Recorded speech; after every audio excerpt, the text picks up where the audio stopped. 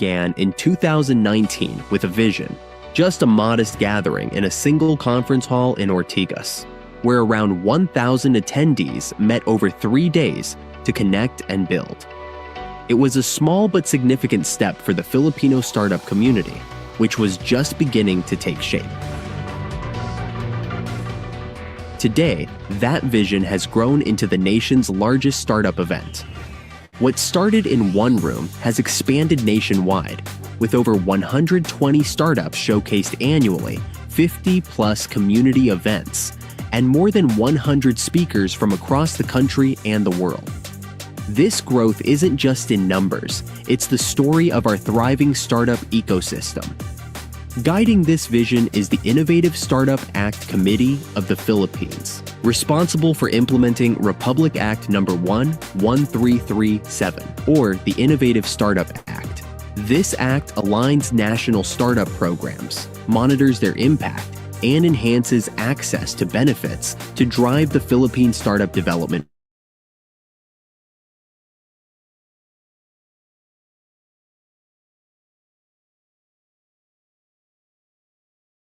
Across tech hubs, co-working spaces, and workshops, Filipino entrepreneurs are pushing boundaries, building a brighter tomorrow with passion and creativity.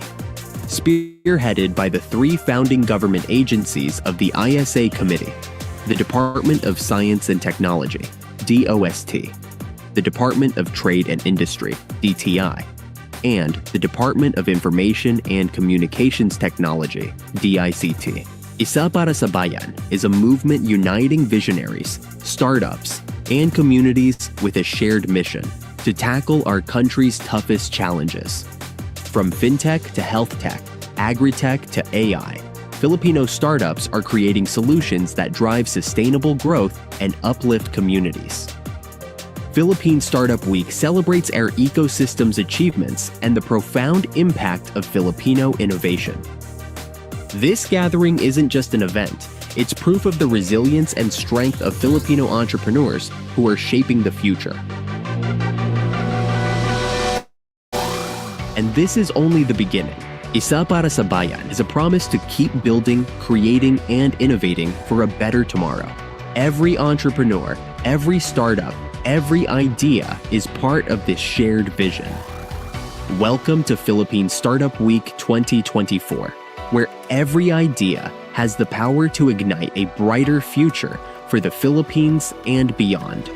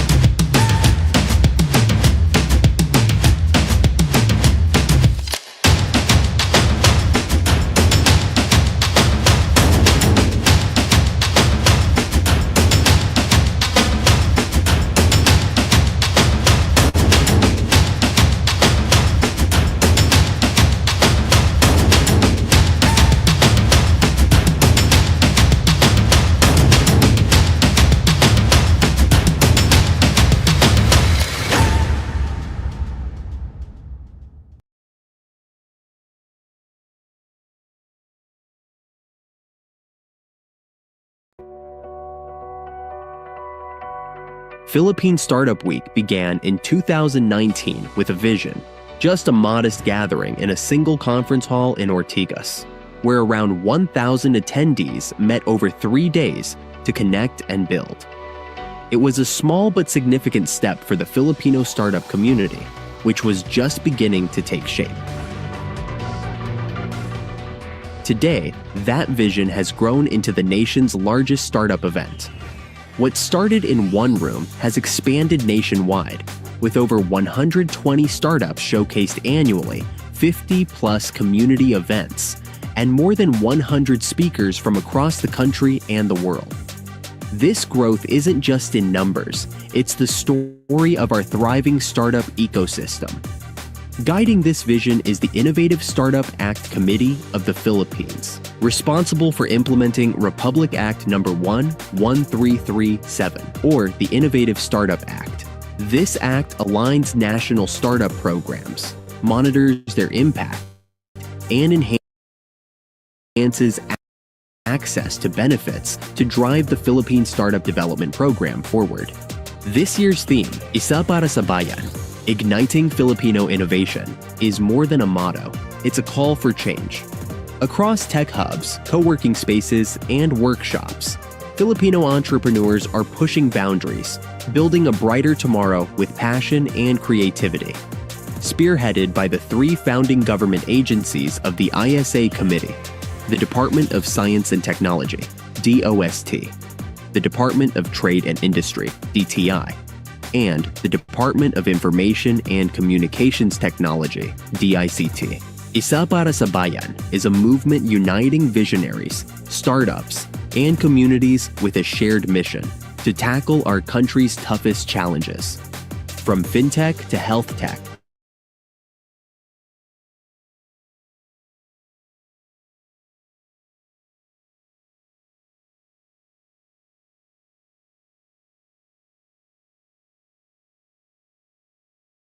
that drive Philippine impact of Filipino innovation. This gathering isn't just an event, it's proof of the resilience and strength of Filipino entrepreneurs who are shaping the future.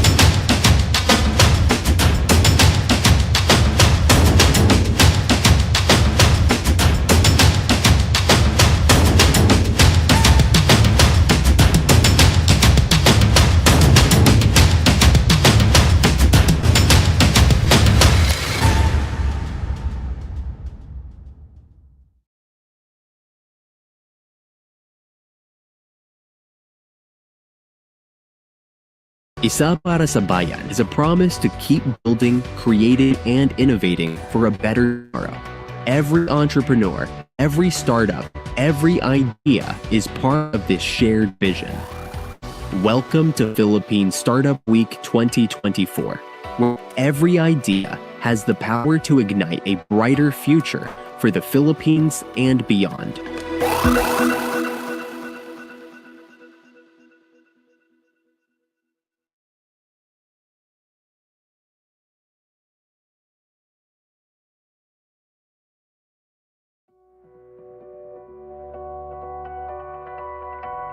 Philippine Startup Week began in 2019 with a vision, just a modest gathering in a single conference hall in Ortigas, where around 1,000 attendees met over 3 days to connect and build.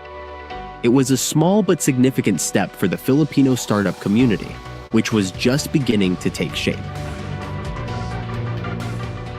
Today, that vision has grown into the nation's largest startup event. What started in one room has expanded nationwide, with over 120 startups showcased annually, 50-plus community events, and more than 100 speakers from across the country and the world. This growth isn't just in numbers, it's the story of our thriving startup ecosystem. Guiding this vision is the Innovative Startup Act Committee of the Philippines, responsible for implementing Republic Act No. 11337, or the Innovative Startup Act. This act aligns national startup programs, monitors their impact, and enhances access to benefits to drive the Philippine Startup Development Program forward. This year's theme, Isa para sa Bayan, Igniting Filipino Innovation, is more than a motto. It's a call for change. Across tech hubs, co-working spaces, and workshops, Filipino entrepreneurs are pushing boundaries, building a brighter tomorrow with passion and creativity. Spearheaded by the 3 founding government agencies of the ISA Committee, the Department of Science and Technology, DOST, the Department of Trade and Industry, DTI, and the Department of Information and Communications Technology, DICT. Isa para sa Bayan is a movement uniting visionaries, startups, and communities with a shared mission to tackle our country's toughest challenges. From fintech to health tech, agri-tech to AI, Filipino startups are creating solutions that drive sustainable growth and uplift communities. Philippine Startup Week celebrates our ecosystem's achievements and the profound impact of Filipino innovation. This gathering isn't just an event, it's proof of the resilience and strength of Filipino entrepreneurs who are shaping the future. And this is only the beginning. Isa para sa Bayan is a promise to keep building, creating, and innovating for a better tomorrow. Every entrepreneur, every startup, every idea is part of this shared vision. Welcome to Philippine Startup Week 2024, where every idea has the power to ignite a brighter future for the Philippines and beyond.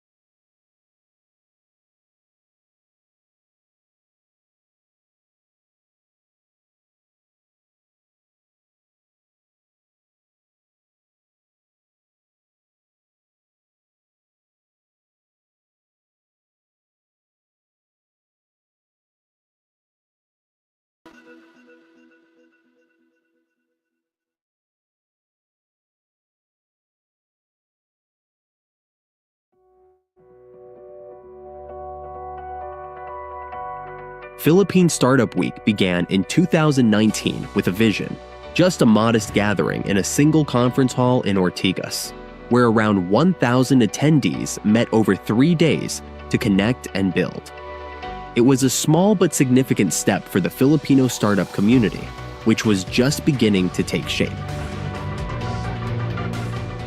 Today, that vision has grown into the nation's largest startup event.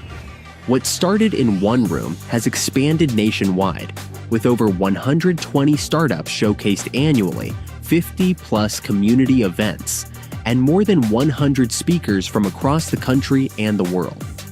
This growth isn't just in numbers, it's the story of our thriving startup ecosystem.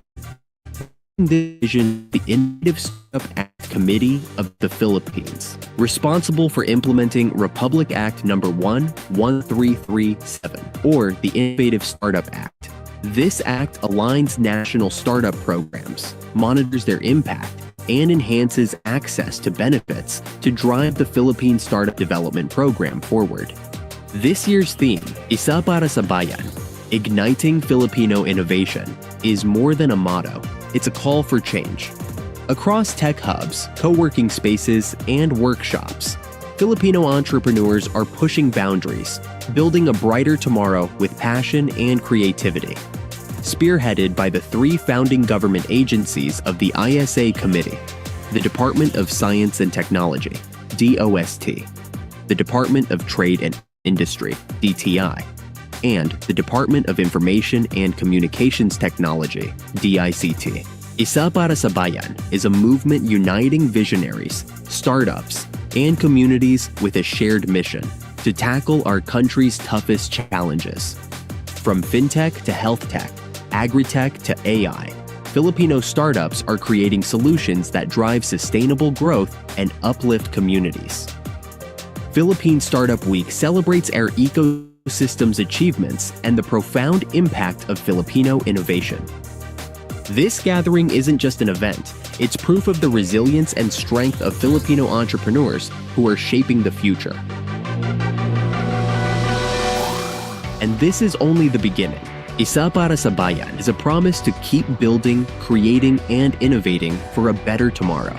Every entrepreneur, every startup, every idea is part of this shared vision. Welcome to Philippine Startup Week 2024, where every idea has the power to ignite a brighter future for the Philippines and beyond.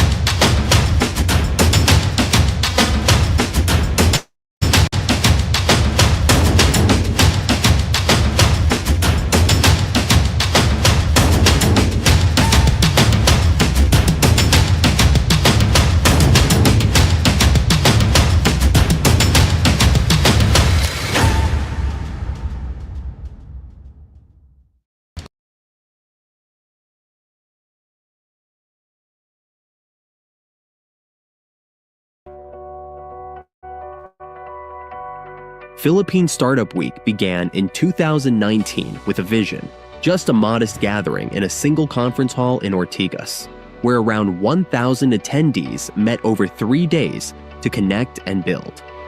It was a small but significant step for the Filipino startup community, which was just beginning to take shape. Today, that vision has grown into the nation's largest startup event. What started in one room has expanded nationwide, with over 120 startups showcased annually, 50-plus community events, and more than 100 speakers from across the country and the world. This growth isn't just in numbers, it's the story of our thriving startup ecosystem. Guiding this vision is the Innovative Startup Act Committee of the Philippines, responsible for implementing Republic Act No. 11337, or the Innovative Startup Act. This act aligns national startup programs, monitors their impact, and enhances access to benefits to drive the Philippine Startup Development Program forward. This year's theme, Isa para sa Bayan, Igniting Filipino Innovation, is more than a motto. It's a call for change. Across tech hubs, co-working spaces, and workshops, Filipino entrepreneurs are pushing boundaries, building a brighter tomorrow with passion and creativity. Spearheaded by the three founding government agencies of the ISA Committee, the Department of Science and Technology, DOST, the Department of Trade and Industry, DTI, and the Department of Information and Communications Technology, DICT. Isa para sa Bayan is a movement uniting visionaries, startups, and communities with a shared mission to tackle our country's toughest challenges. From fintech to health tech, agri-tech to AI, Filipino startups are creating solutions that drive sustainable growth and uplift communities. Philippine Startup Week celebrates our ecosystem's achievements and the profound impact of Filipino innovation. This gathering isn't just an event, it's proof of the resilience and strength of Filipino entrepreneurs who are shaping the future. And this is only the beginning. Isa para sa Bayan is a promise to keep building, creating, and innovating for a better tomorrow. Every entrepreneur, every startup, every idea is part of this shared vision. Welcome to Philippine Startup Week 2024, where every idea has the power to ignite a brighter future for the Philippines and beyond.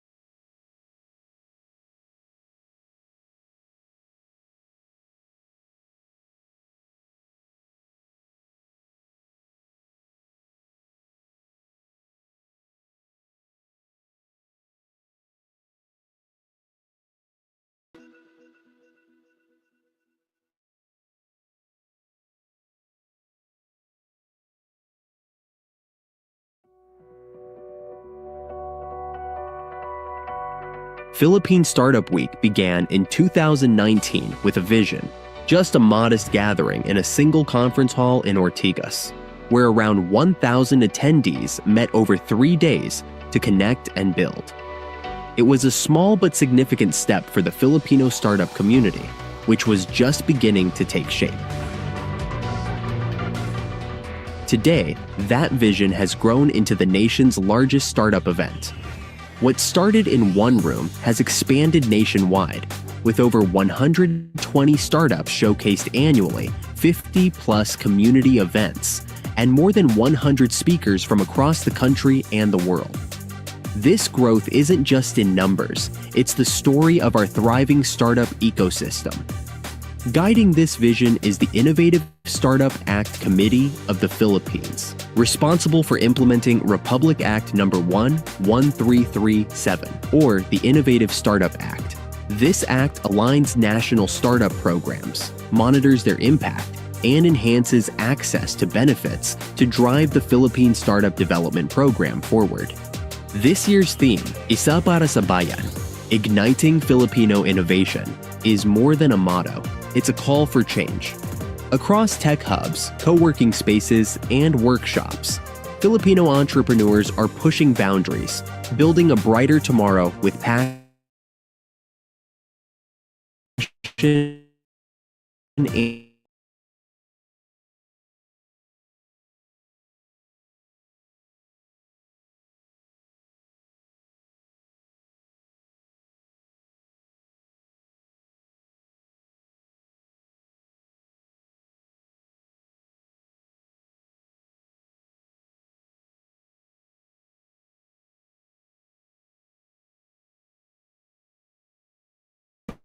startups, and communities with a shared mission to tackle our country's toughest challenges. From fintech to health tech, agri-tech to AI, Filipino startups are creating solutions that drive sustainable growth and uplift communities. Philippine Startup Week celebrates our ecosystem's achievements and the profound impact of Filipino innovation. This gathering isn't just an event, it's proof of the resilience and strength of Filipino entrepreneurs who are shaping the future. And this is only the beginning. Isa para sa Bayan is a promise to keep building, creating, and innovating for a better tomorrow. Every entrepreneur, every startup, every idea is part of this shared vision. Welcome to Philippine Startup Week 2024, where every idea has the power to ignite a brighter future for the Philippines and beyond.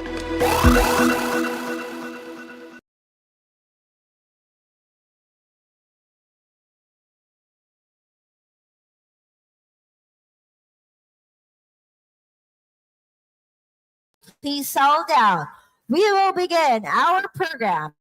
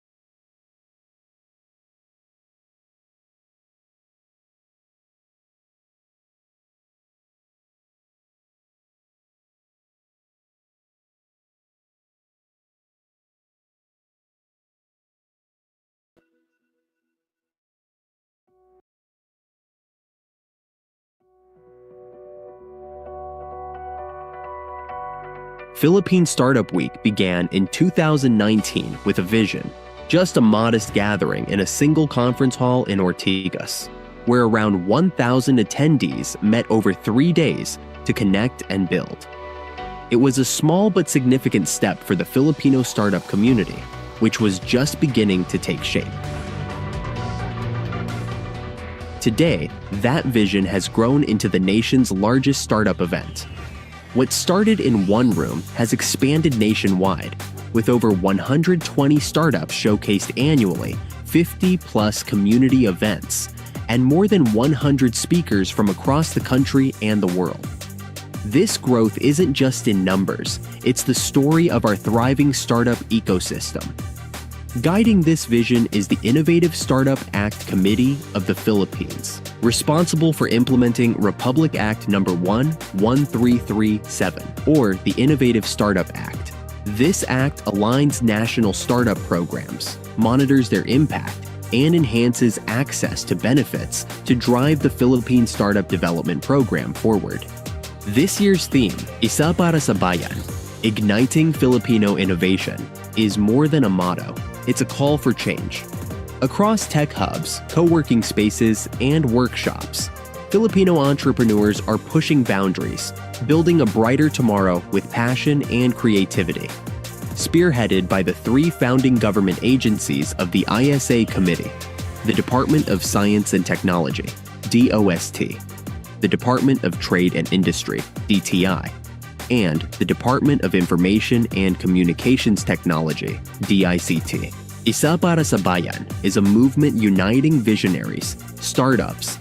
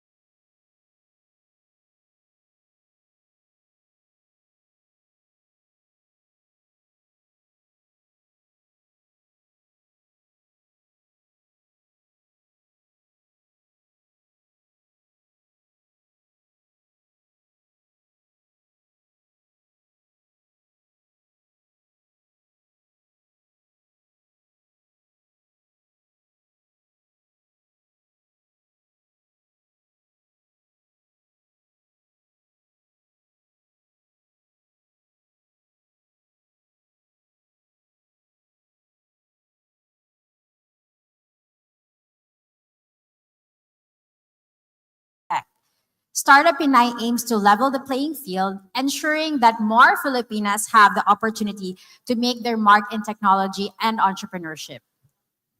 Complementing this is Found Her by Imaginable Impact. This is a platform dedicated to bridging women founders to their first funding rounds and beyond by closing investability gaps through founder knowledge and community support. More than that, we are addressing the nuanced and complex experiences of Filipino leaders by tackling confidence, competence, and capital gaps. Basically, all the challenges that startup female founders do encounter. Together, Startup Pinay and Found Her share a vision of fostering a startup ecosystem where women are not only present but thrive as leaders and innovators. And this shared mission brought us together to create Startup Pinay X Founder, a collaborative program designed to bring Filipino founders and our allies to the forefront, celebrating their stories, creating pathways for their growth. And through today's powerful keynotes, our inspiring female leaders, and the thought-provoking discussions that we'll involve you in, we hope to not only empower the current entrepreneurs, but also inspire future founders and future generations of Filipinas to step into tech and make an impact. So that's right. Today is meant to be a very inspiring day where we see our community come together to witness, celebrate, and amplify tech heroes who are paving the way for women and girls around Southeast Asia. All right, are you ready? Okay, kulang pa. Are you ready? All right, we have to cheer like a girl. Are you ready? Oh, okay, that's better. So to kick us off, we are very honored to welcome our opening speaker. She is the director of the Department of Information, Communication and Technology, Innovation and Industry Department Bureau. And let us all welcome, for our opening remarks, Director Emilu Delphin.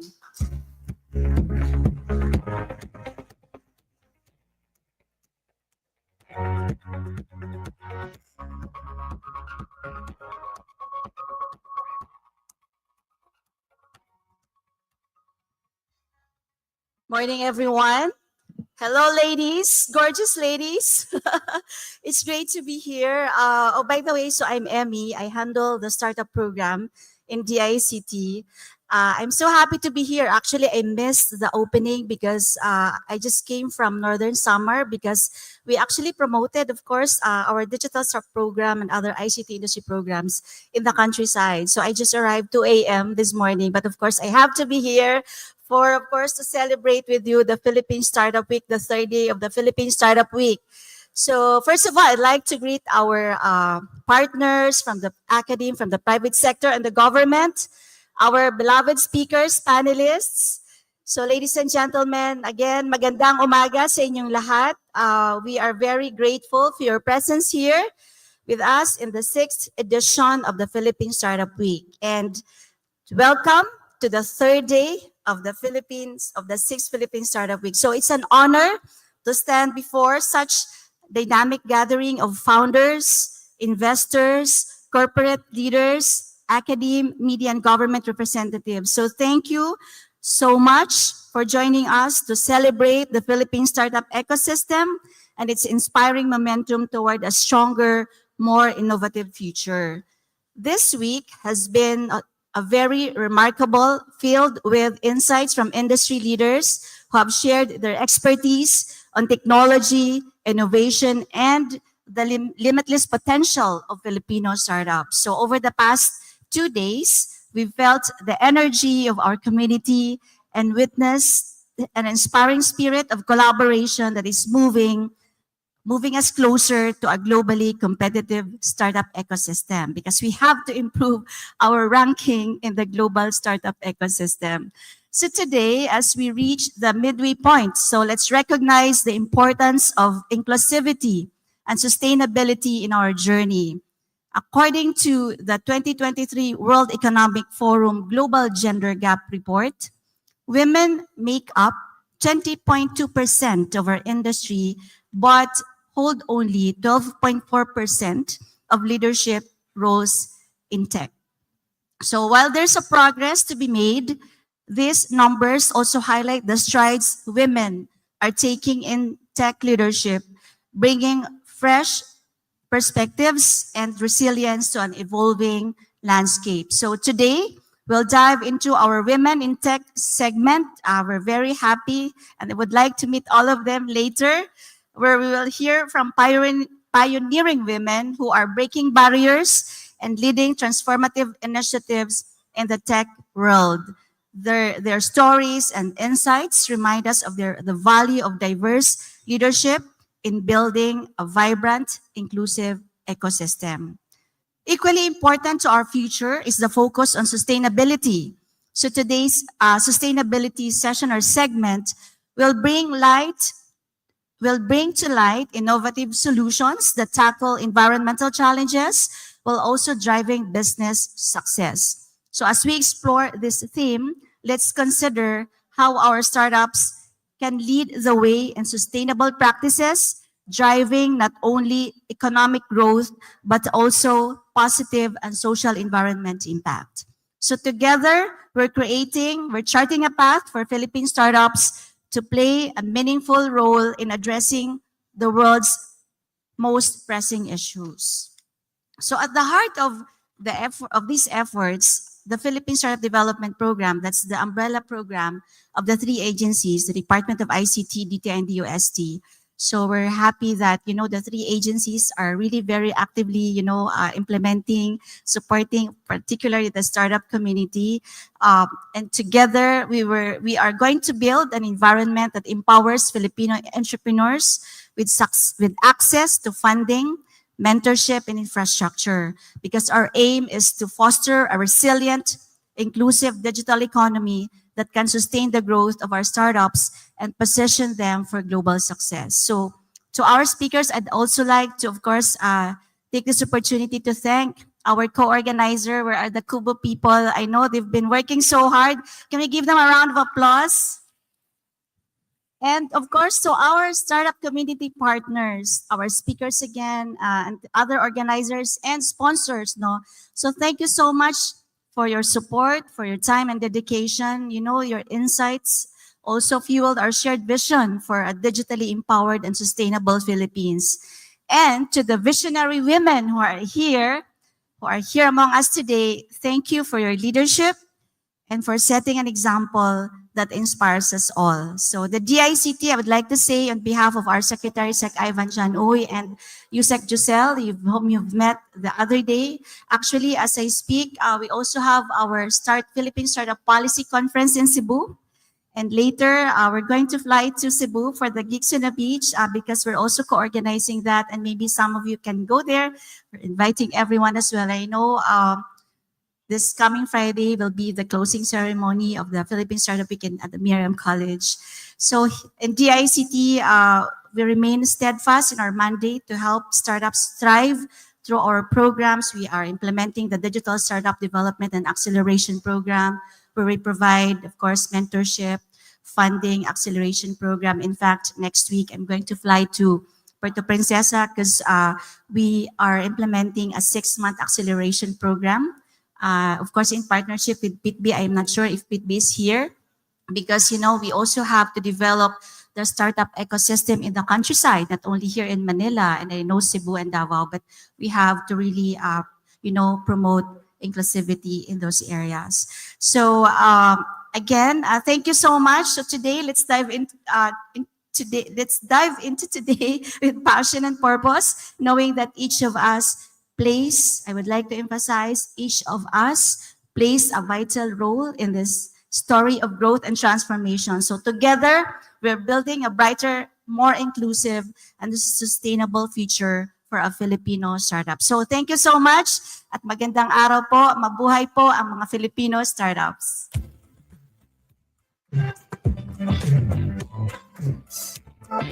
Thank you so much, Director Emmy, for setting the tone today and for underscoring the need for our shared vision to drive innovation, inclusivity, and sustainability in our ecosystem. Now, our first keynote speaker is a true trailblazer in science and technology. She's known as the Filipina who proved Einstein right. I encourage you to read up on that, and has made significant strides in data science and astrophysics.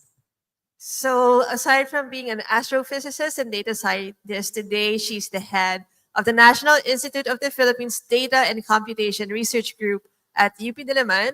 She will share her journey and insights on empowering more Filipinos to thrive in science, data, and technology.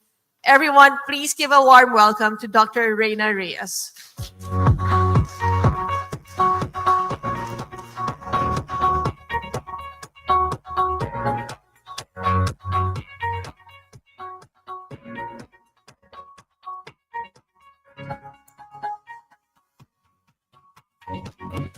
Good morning. Good morning, everyone. How are we feeling today? It's a real pleasure to be here with all of you innovators, connectors, and problem solvers. I feel at home, and I'm here to share some stories and some thoughts on this important topic. From my perspective, as a Filipina scientist, I'm an astrophysicist. I got my PhD in astrophysics from Princeton University a long time ago. Did my postdoc at the University of Chicago, and then came back to the Philippines around 10 years ago now, turns out. Like many in my cohort, I eventually got into data science, worked for startups and in industry for a while.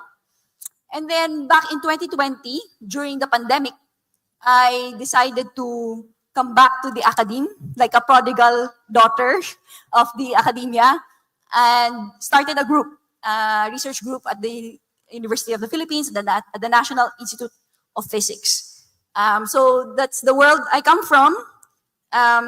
In the hallways of our institute, you will see this famous photo. It's actually a group photo of the first Solvay conference in Brussels in 1911. And you would recognize here the best minds of the time in physics and chemistry. Do you recognize Albert Einstein here on the right? And then our lone woman, Marie Curie, like this, thinking, why am I surrounded by all these men? Interestingly, when I put this on the PowerPoint, the AI tagged the photo with the alt text, a group of men in a meeting. So this is the world of science, of physics. A lot has changed since then, thankfully, and I'm a beneficiary of that. But physics and science continues to be a male-dominated field. Of course, all our textbooks, we read about all the men who contributed, and we need more women in the field. This is from the National Physics Conference we organized earlier this year at Batangas State University. And you see good diversity, also a lot of young people, but still male-dominated. For our laboratory, this is a group photo of our lab in the university. It's called the Gravity, Astronomy, Nuclear, and Particle Physics Laboratory, in short, GANAP. And there are 5 faculty. I am one woman out of 5 faculty. So around 20%, and that's also reflected in our students. And I think reflective of physics also worldwide. So the question is, how do you empower young Filipino scientists in this environment? And the answer is, or our answer, one of our answer is, you create a different environment within this bigger environment. You create a subculture, and that's what we've done in our group. We are called the Data and Computation Subgroup, or DNC for short. This is our Christmas party last year. So we have fun. We're like kids, right? And I think that's also the beauty of being a scientist. You're always a kid at heart. You always see the world with fresh eyes, trying to figure out the mysteries and puzzles of the universe. A lot of my students, I ask them why they went into physics. And they say, nabudol ng stars. So just like me, you want to understand the mysteries of the universe, and they end up wanting to become physicists. Many of them are women, and I want to encourage them and support them. So what we do is we study things from outer space. This is our logo. So you can see the hidden D and C inside. But it's also an illustration of 2 black holes merging and emitting gravitational waves. And we study these subtle gravitational waves using our observatories and data analysis and machine learning and AI. So this is an illustration of these powerful and beautiful objects. We also study light from galaxies, in particular dwarf galaxies. So this is an example from Hubble. And these are the smallest galaxies in the universe, thousands to million times smaller than our own Milky Way. And because they're small and faint, they're hard to observe. But only now with the advances in technology, we can get data, and there's a lot of data to analyze and to discover about these objects that tell us about how the universe evolved and where the universe is going. So to do all this work, you need a group, and that's what we're doing. So we recruit also, just like a startup or any organization. Every year, there's an application period wherein students apply to different groups in the institute. And for my group, we actually have an exam. And then I counted last night the members of the group, past and current. And this is the breakdown. So undergrads, BS, master's level, and PhD level. And what do we see? we are managed to achieve gender balance for undergraduates, and that's not by chance, because as I shared, if you do it by chance, you would get 10% or 20% male. So it was a conscious decision on my part when I select students for the group. I think about gender balance, and we managed to get around 50% very talented students and researchers. You may call it affirmative action, but for me, it is really just intuitive, because if I don't do it, I would end up mentoring mostly or only men. And I think this also made a lot of difference in how the women feel comfortable in our group. It's a different story for graduate students. Even if I want to, there's no one applying. So there's one, actually an MA student. Her name is Bea, and I'll share about her story. Because when I think about empowering Filipinas, I think about her and my other female students. So there's a lot of work to do, but overall, I think it's better than the average. And around 1/3 is actually a good, I think like there's like a transition if you go from like just being 2 out of 10 to being like 3 out of 10 or 4 out of 10 in a group. So this is where we are. We're still growing. When I think about empowering women, I think about mentoring. In my field, and I think across all fields, in our field, it means actually collaborating on a research project. And I'm lucky, and my students are lucky. So this is Bea, who I mentioned earlier. And this is Lourdes, who's an undergraduate student. And we are lucky to be working with a Filipina American mentor. She's an astrophysicist with Amherst College. And she's done important work in dwarf galaxy research, and we're doing work, that's why we're doing work in this area with her. And we have regular Zoom research meetings. We compromise, so it's 8:30 a.m. here in Manila and 8:30 in the evening for Mia. And we empower our students to own the work, but we guide them along the way. And it's really, really very fulfilling and inspiring to see them mature and grow as researchers in their own right as we go through this process.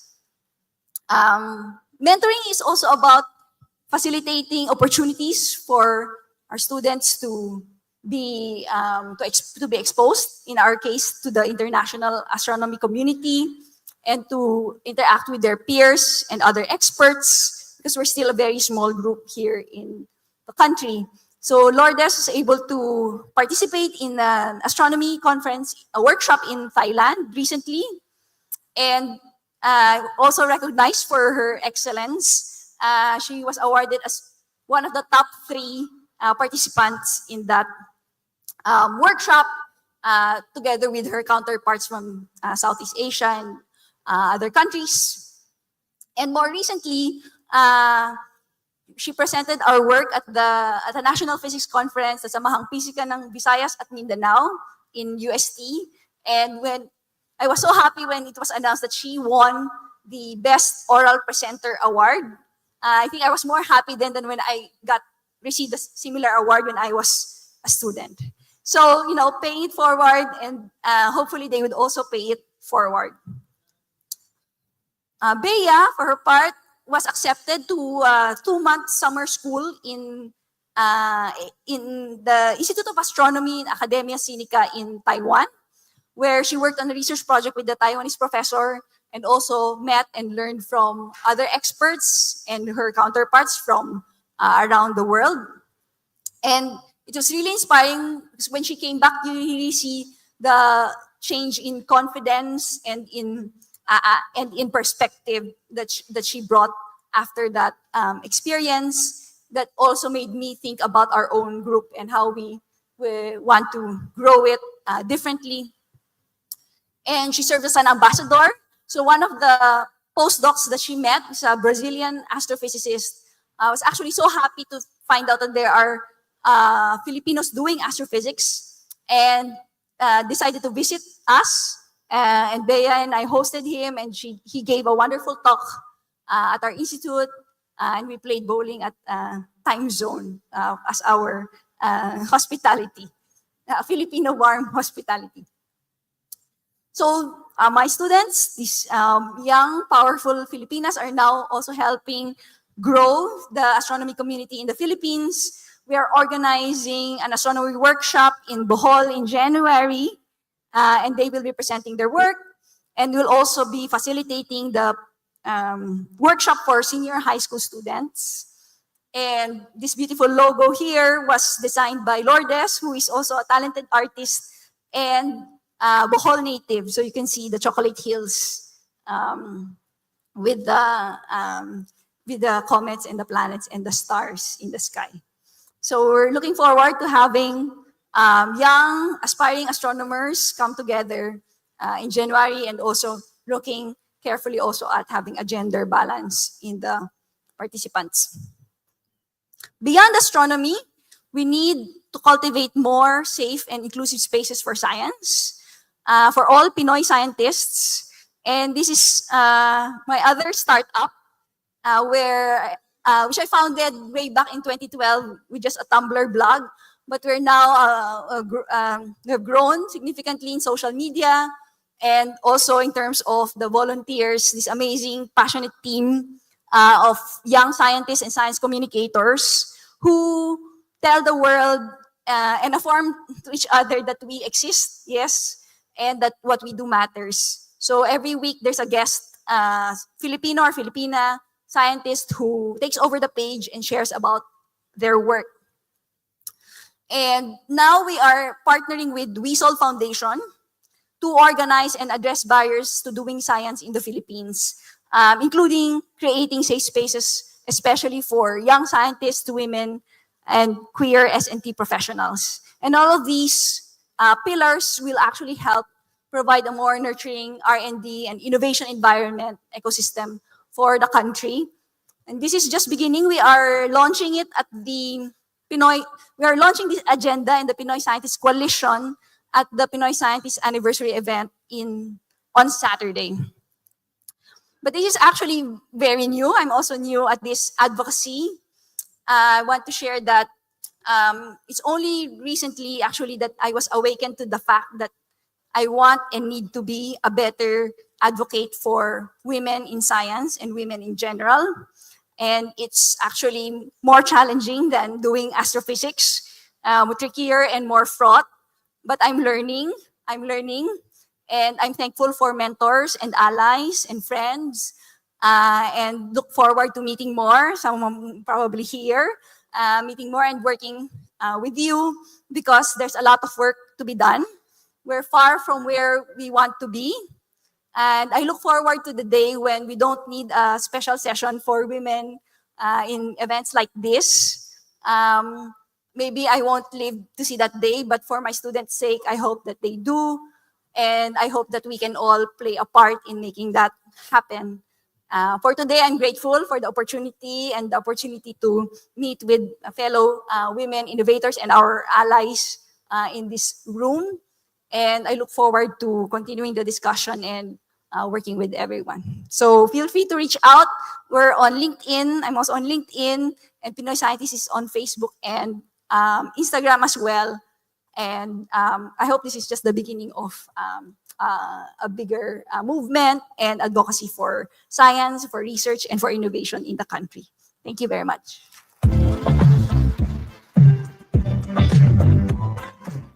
Thank you so much, Reina. I don't know about you, but I love giving the stage to women who are changing the way we live and think and closing gender gaps. And I think the next one is also going to be inspiring. We're venturing into space tech. Just like the universe, it is also expanding rather quickly. So our next speaker is a leader in this field, pioneering space entrepreneurship and encouraging Filipinas to explore the stars. I mean, who knew, right? So she's the co-founder and CEO of Spacebase, and she's here to shed light on how space tech is creating unique opportunities for innovation and impact. Let's all welcome Emmeline Pat Dahlstrom.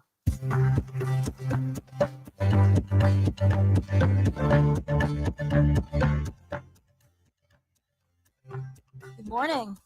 Magandang umaga sa inyong lahat. So first of all, thank you to Startup Week and for Kubo for actually bringing me here. I flew in from New Zealand yesterday at 1 a.m. So I'm still kind of like jet lagged. But anyway, I'm going to start off with just talking about my personal journey before I talk about technology and how it's actually influencing today and how you can actually be part of the space industry. So first of all, a little bit of a background. Yeah, I'm Filipino. I started out at NIP like a long time ago, last century. But now I immigrated to the US and then I'm living in New Zealand as well. So physics background, did a master's in Earth and Space Science as well in Canada, but I really worked more on program development, operations, program management, educational management for non-traditional institutions like the International Space University and Singularity University in Silicon Valley. I worked on space startup companies, all the way from space tourism to companies that are working on landers and rovers on the moon today. And then about 7.5 years ago, together with my husband, who is the actual rocket scientist, we moved to New Zealand and I became a social entrepreneur. And I'll talk about that in a little bit. So my journey, when I was like young and in the 80s, a Filipino in the Philippines has zero opportunity to be part of the space industry. It's just like Luke Skywalker, if you can see the photo here, the likeness in Tatooine. Like, I feel that I was born in the wrong place in the wrong time. There was really basically no way somebody from here in the 80s could actually do something that I've been doing. So I never thought that, I thought that I would just be watching solar eclipses and then watching the stars like here. But then fast forward 15 years after, maybe because of luck or maybe because matigas ang ulo ko, I find myself in Baikonur heading basically the operations of this scrappy startup company called Space Adventures. And we defied basically every agency like NASA and the partners of the International Space Station to bring the very first private citizen to space. So this was Dennis Tito in 2001. Fast forward again, 15 years after, I was already working on my dream job in Silicon Valley as the Chief Impact Officer for Singularity University, and we were birthing startups or space startups. And actually, if you look at some of the companies here, the founders or our students at that time are now CEOs of some of the major satellite companies basically today, as you can see here.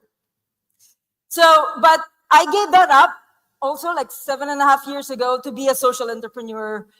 I found out that after 50 years, I figured out what my massive transformative purpose is, or your MTP. My purpose is basically to shorten that gap between spacefaring nations and those countries that don't have a space industry yet. So this has been my passion. And so my husband and I, we moved to New Zealand. Our focus is like, if we can actually do this in New Zealand, then maybe we can actually also help other countries. And so that's sort of what we did.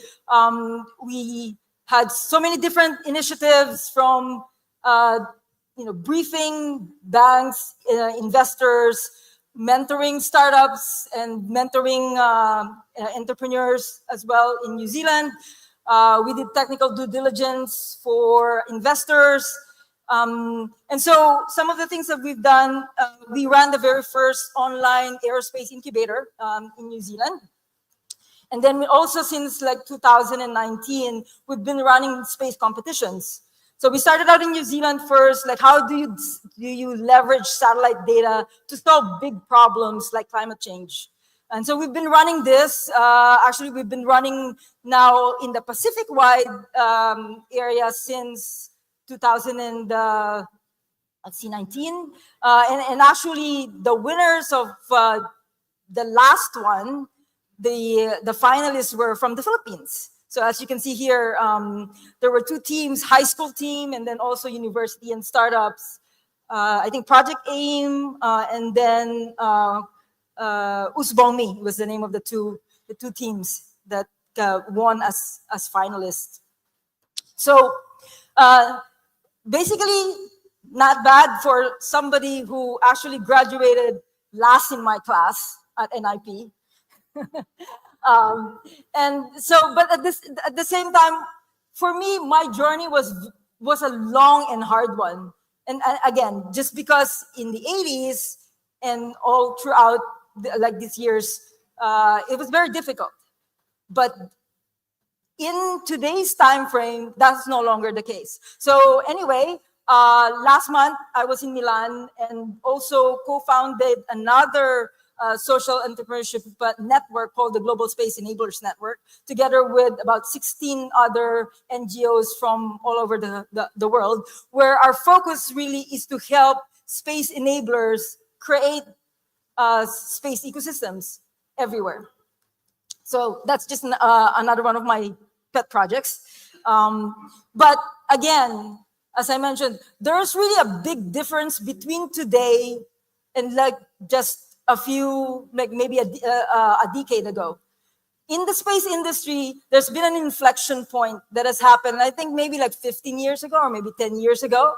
And this is being driven by what we call exponential technologies. So really accelerating technology. Who has heard of Moore's Law here? So Moore's Law, where the price performance of computing has been doubling every 2 years. And so AI, robotics, biotech, nanotech, this has also been developing at an exponential pace. And the space industry is based on these particular technologies. And so what does that mean? It means that today, the access to space has been democratized. So there's this trend of miniaturization, demonetization. So basically smaller, cheaper, faster. And this is driving like all the commercial like activities that is now kind of like happening. And so what does this really mean? Well, just as an example here, your iPhone or your smartphone today, that's about 100 million times more powerful than the guidance computer that was used in the 60s to actually bring men on the moon. We forget that we are actually holding supercomputers in our pockets and we take them for granted. So we basically, when we went to the moon in the 60s, we were doing it on pocket calculators, which is really crazy.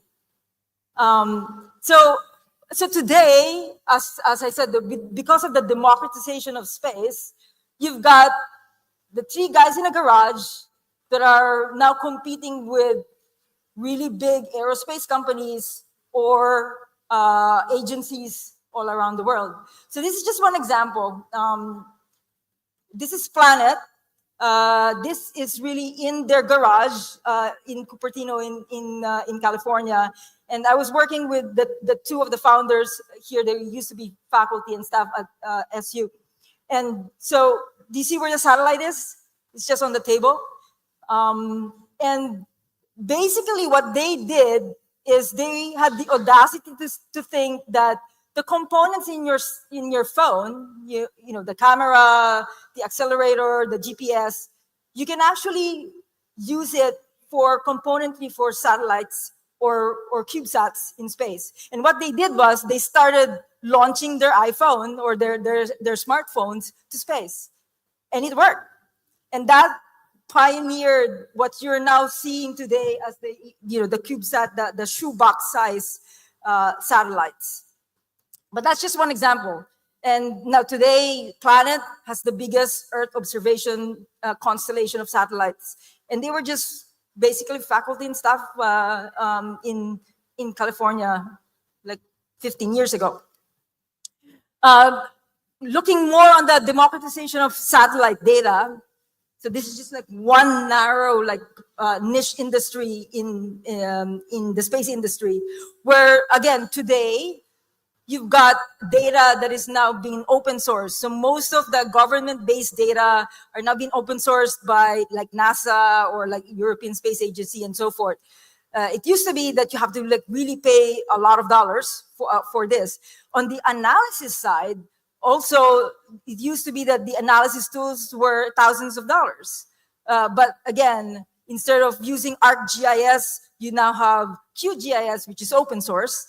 And then arguably, you don't need a degree to actually be an expert in remote sensing now. There are courses online that are for free, like institutions like MIT or others that are giving all of these courses. So again, arguably, if you have Wi-Fi and you have a computer, you can create a business in the space industry. So that's like the lowest hanging fruit. If you think about the life cycle as well of a satellite, so this is now thinking about who can actually be part of this.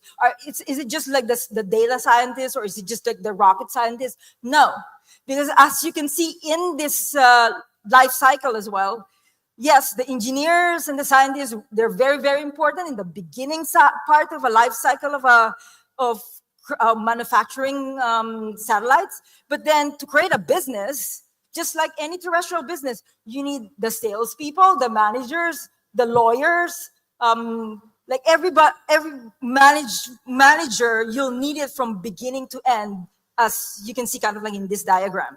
So anybody who's like interested in space, you don't have to be a rocket scientist to be participating. So again, even moving further up, so because we just like talked about data science, remote sensing, manufacturing of satellites, but the opportunity is really all around the complete value chain of the industry. As you can see here, you can focus on food, you can focus on life sciences, habitats, not just the downstream or the upstream. Everything is now up for grabs for anybody who's like interested. And just also one thing to point out here, we're always, enamored by rockets and rocket ships. Well, that's a very small sliver of the entire kind of global space economy. And if you can see here, it's 12 billion out of that, like $500 billion of the industry. So there's a lot more to focus on. And actually right now, on the short term, the satellite industry, both in the manufacturing and the application side, is where the money is. So just thinking about going back to the exponential technology, it's not. It's also because the technology is now being democratized. It's also rapidly changing. So there's new, sensors and other things that are being developed to kind of like get most of the data from space now accessible.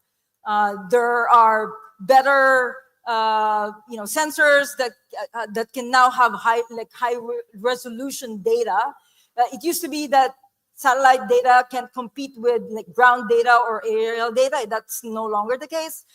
There's of course sensors now like hyperspectral, where you can actually not just identify the plant, you can identify the health of the plant. And so there's so many different technologies that are happening. And then of course, AI. Everybody knows that for the last 2 years, AI has actually changed the landscape of technology and the world we live in. And that's gonna just continue even further and further. So AI is being used right now to make sense of the deluge of data that is coming from satellites.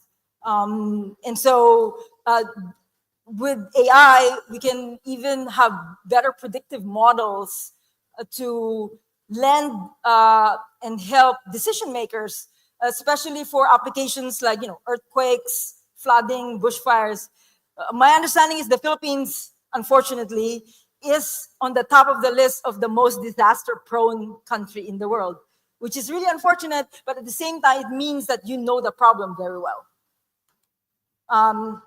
Data fusion, so again, with satellite data and then combining it with all of the other data that are available from aerial platforms and drones and so forth, that helps us more become more accurate with the data that we kind of like need. Tracking debris and mitigation. So here, this is a big problem that's happening today. Because of all of the satellites that are being launched up there, debris is going to be a big problem. So with problem, there's an opportunity. And so this is just one example where I didn't realize that with Starlink, they actually have to course maneuver about like 70 something times a day using AI autonomously so that they don't collide with other satellites. And this was not available before. Before kind of AI became what it is today. Another application is like satellite to phone. So we've had satellite phones for a while, but now there is satellite to our own mobile phones. So what does this mean? This is huge to those countries or those areas where infrastructure in the past is just not viable. And so for us, that are already connected, it's okay, it's great when you're out of cell service, but then for direct from satellite, where there's areas that were not connected before, this changes everything from education to potentially banking services by mobile. So I'm really excited about where this is gonna take. So again, this is a very short presentation. So I just wanted to also give a little bit more understanding where the opportunities are. And so I mentioned that the satellite industry is really where most of at least the new companies and startups that are being birthed. And so think about this as an opportunity, not to work on, like, say, companies that are launching satellites or creating racks. That has actually sold. There's about 150 companies today that are wanting to be a launch company. That's super saturated. What we need to look for is componentry. So if you can actually disrupt the status quo of any components for either a satellite or for a launch system, that's one thing to kind of like look at.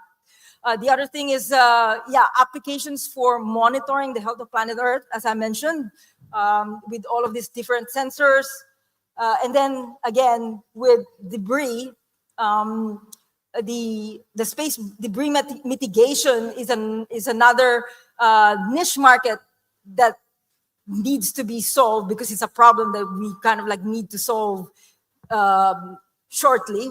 And then also, not just mitigation, how do you use the new technologies today for on-orbit servicing and removal at some time. So again, I'm gonna end shortly, but I wanted to go back to my personal journey again. You as entrepreneurs, there's a lot that can be learned. But then on my personal journey itself, this is sort of like my massive sort of like takeaways.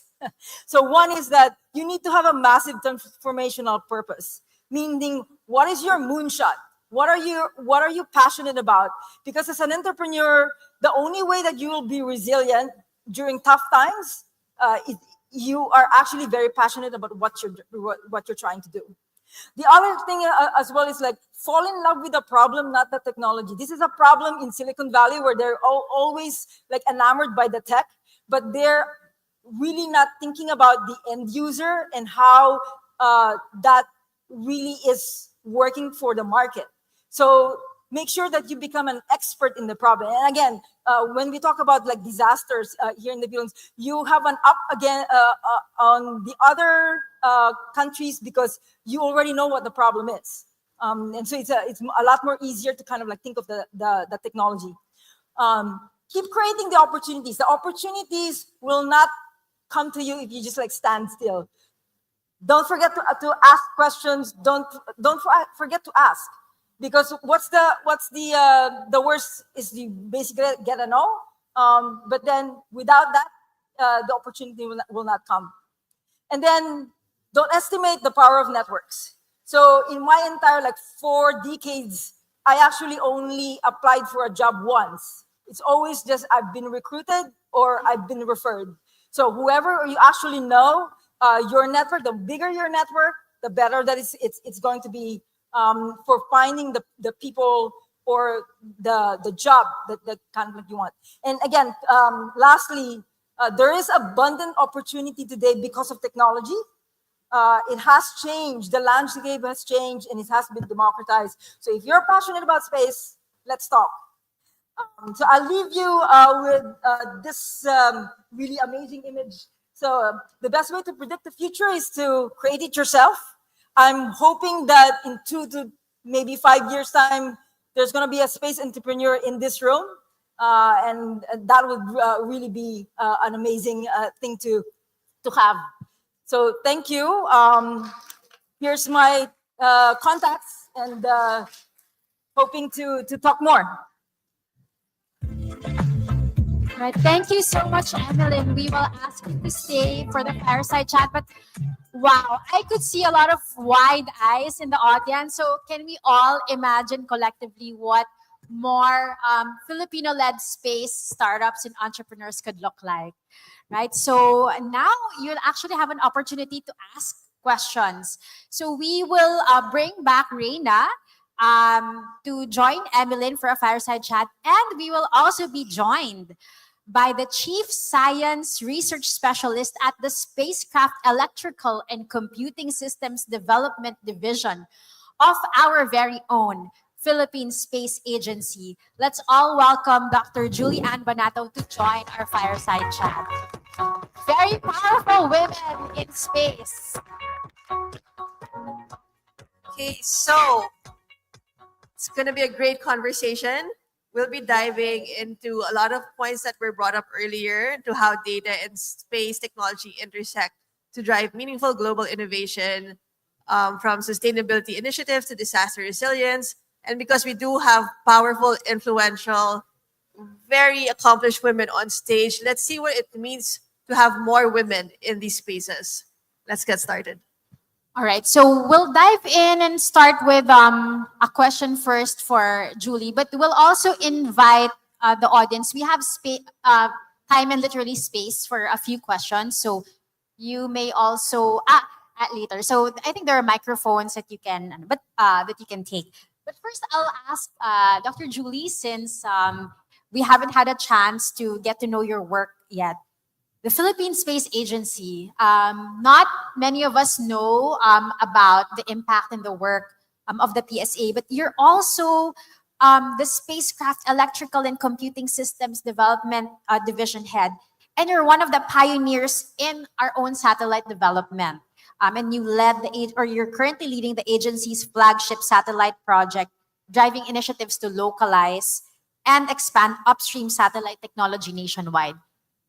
That was a lot of scientific jargon, but would you mind sharing what does that mean to the ordinary Filipino? Like the work that you're doing for the Philippine Space Agency, how do we feel the impact of it, in our local communities? Okay. Hello. Yeah. It's good that Miss Emily talked about the space value chain. So at least for the Philippine Space Agency, we also focus on the space value chain because we think that end to end we can get value from this. So the Philippine Space Agency is the lead agency of the Philippine government on anything about space, to simply put it. So we start from the satellite development up to the actual processing of the data, the ground stations that we have here in the country, building the applications where we can actually use the satellite data that we have, up to the actual Filipino people that can get the socio-economic, we call it the socio-economic benefit that can be derived from these kinds of applications. So PhilSA works end-to-end from building our satellites. So personally, I'm part of the division that builds the satellites for the country. And then PhilSA has various divisions for each part of the space value chain. So we have people who operate ground stations. We have people who get the data, actually process them. Some of the activities that Ms. Emmeline discussed earlier, using AI, doing applications, for example, for hazard mapping, flood detection, those kinds of stuff. And especially now, there are a lot of typhoons, for example, that have been ravishing the country the past few days. So part of our job is actually using space data to check which parts of the country was affected by floods, which crops was affected. So so these kinds of data are passed on to our partner agencies. So PhilSA enables the use of space data, and then we have partners with other government agencies, for example, NDRRMC for the disaster. So they are the ones they are the people who are at the ground who actually use the data that we have to for the actions that they do. And then, for example, Department of Agriculture. So there are various activities that DA does. The different crops, for example, if they are affected, or even just monitoring how much cropland are being used in the country, if there are diseases that are actually affecting the crops that are being that our farmers have, for example, every season of planting. So these kinds of stuff, the Philippine Space Agency enables the use of the space data. So flowing from the upstream, the actual satellites, to the actual how the Filipino people can use the data that we have. And it's very relevant to our everyday lives because Emmeline also mentioned we're one of the most disaster-prone countries in the world. So the work that you're doing really hits home, literally, for many Filipinos. Thank you for sharing that. I know Candice wants to ask a question. Yeah, I'm going to jump back to Reina's talk earlier, and we talked about being like 20% in faculty as a woman in your field, at least in where you're at. And I want to ask you, the three of you, to think back when you first entered the fields that you're in. Do you remember what the landscape was like gender-wise, how it was, and compare it to how it is now? We're talking today about what it means to celebrate women in science and technology. What has changed?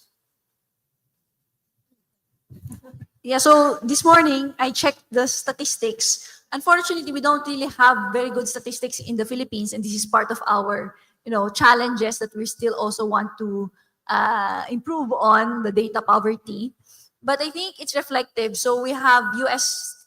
Statistics from the American Institute of Physics, and they have data from 1977 to 2017, and over that 4 decades, the percentage of women doing undergraduate physics degrees increased from around 10% to around 20%. So in one, it's glass half full, glass half empty, right? So it's double, but also still much lower than half. For PhDs, degrees is the same, similar trend. Then, of course, if you go to further in the career, as you mature, you also see the leakage of women as you go up the So in the academy, it's like assistant professor, associate professor. As you go up to the higher, as we see also in the leadership, in general in government and in industry in right now. So there's, I guess. Before it's just like you really feel that you're a pioneer and you really but now, like even me, that's why I'm really encouraged, and that's why I'm motivated to mentor, because I can see now these young Filipinas, then they have all the opportunities, as Emily also said, but there's still, support is still needed, and we want to get to a place where people wouldn't even care so much. So Yeah, so just to acknowledge what Reina has mentioned as well, it is still a problem. And that's worldwide, not even just in the Philippines. But there has been changes that have happened, and I think, as I mentioned as well before, technology has kind of like opened up all of these opportunities, but there is a mindset that needs to be shifted still.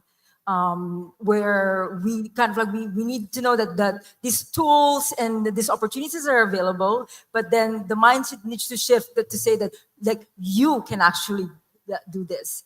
But at the same time,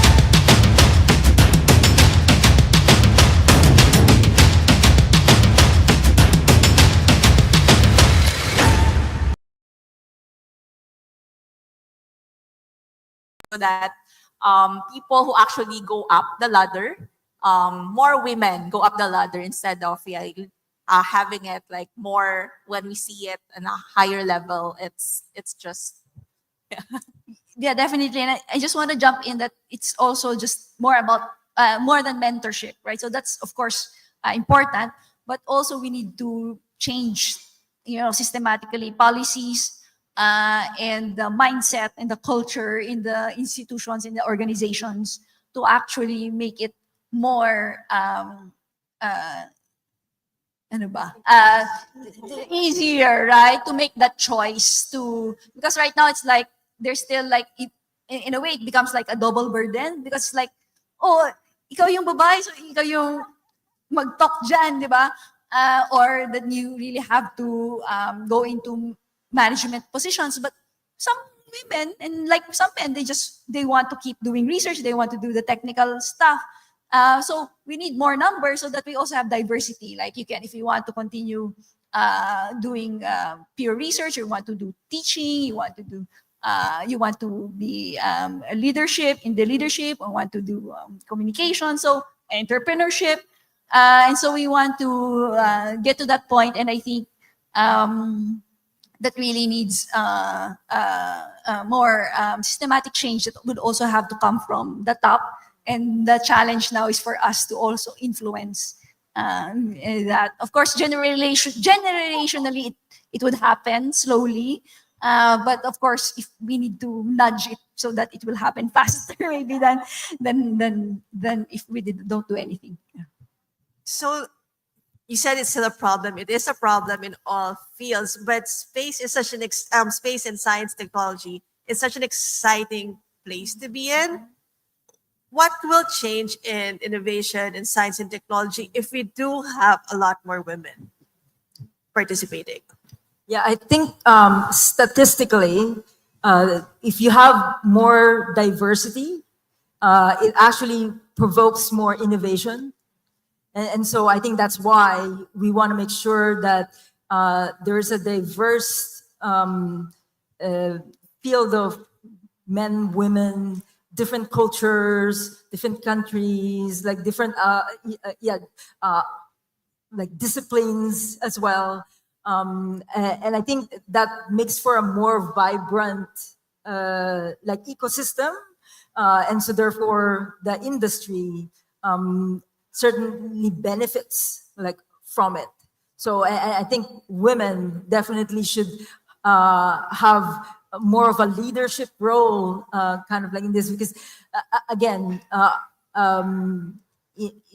both genders are important, but it also has like strengths on both sides. And again, statistically, they're saying that in a company that actually has more diversity, or even maybe women-led companies, there's a difference in the way that a company is kind of like led. The leadership and the approach itself.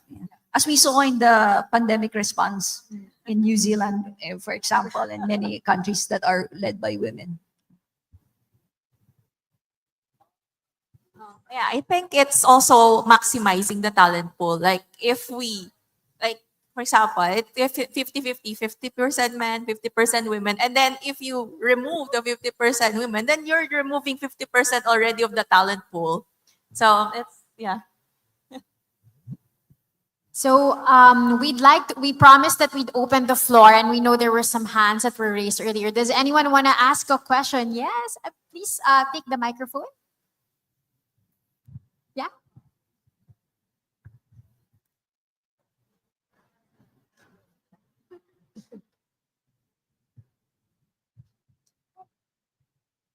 Hi, good morning. This is my question to Ma'am Emmeline. Would you mind speaking closer to the mic? Yeah. There. Yeah, it's loud and clear. All right, okay. So this is my question. How does Space Base plan to ensure that its development in space technology and exploration create meaningful, positive impacts on underserved communities on Earth? Can you actually repeat it? I just All right, yeah. okay. It's difficult to hear, but also I can't even see you. Probably it's because of the mic. Okay. It's so cold. All right. Okay. This is the question, Miss Emily. How does Space Base plan to ensure that its developments in space technology and exploration create meaningful, positive impacts on underserved communities on Earth? All right. Yeah. So our focus has always been like impact.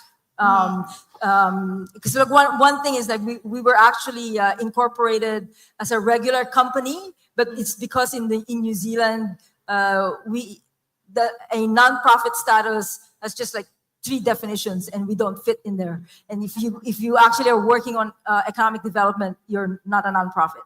So for us, impact is always like the top of the line. And so for me personally, the reason why Space Base is actually mostly focused on developing and emerging countries is we want to make sure that if you actually have a sustainable space economy for like the future, we want to make sure that everybody comes along.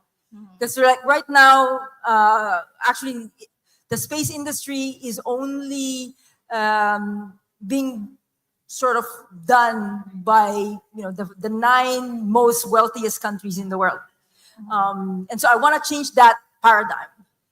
If you think about like Star Trek always is for everyone, and so I want to build that future where everybody has the same opportunity. Because again, for me, even personally, I don't want to be like the odd one out where like I got all of the opportunities and most people don't. Yeah. And so that's sort of like the trend that we want to do, and, Be equal. and which is kind of like why everything that we've done is to help the space enabler. And the space enabler, I have a narrow definition of what a space enabler is, where it's those people who are from the grassroots level beginning to create an industry before government or before even commercial has started. Because those are the ones that, for one, don't have the money, and then they have very little resources. I hope I answered sort of your question. I'm so satisfied with your core values, because you're thinking those people that cannot afford. Yeah. Yeah. And another follow-up question. I hope you don't mind. Super quick lang? Yeah, Okay. like for example, here in the Philippines, can you give me an example what initiative that Space Base has done already?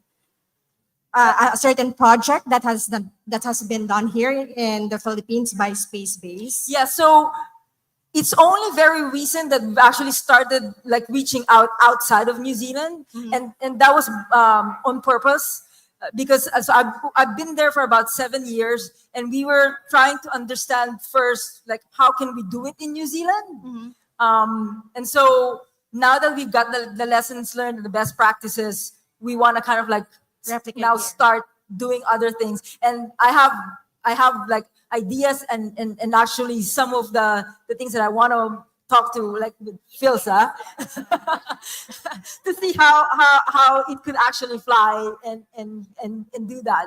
So that's one of the things that we kind of like want to do moving forward. All right, thank you, Miss Emily, and thank you. Thank you so much. Yes? Hi, I'll try to keep my question short. My name is Jamie, and I'm currently in the tech field, but I used to be in the marine field, and also I'm a DNI EDIB practitioner. So a lot of your points have resonated with me. So I want you to try to imagine a little girl in the rice fields trying to dream of what you're doing. Same, a girl in the suburbs, and also a girl in the city. Now I'm thinking two things which I'd like you to address. How can these girls have equal opportunity, similar to accessibility, just like you folks? Because we were talking about mindset shifts. We're talking about being able to get to that platform to do what you do or have the starting steps. So that's my first question. What do you think would be the way to give them these opportunities and accessibility? And second, which is probably a little bit more controversial, how do we balance having that girl coming into a woman or however they want to be identified in this world, to be on the edge, just like all of you, cutting against the grain as a woman, but also being taken seriously among men and other genders in society? Really good question. Who wants to start? I can start. I think it's very important, especially for the little girls, to actually start them young. So I'm just gonna provide the example of what the Philippine Space Agency does, so that we can reach more younger women.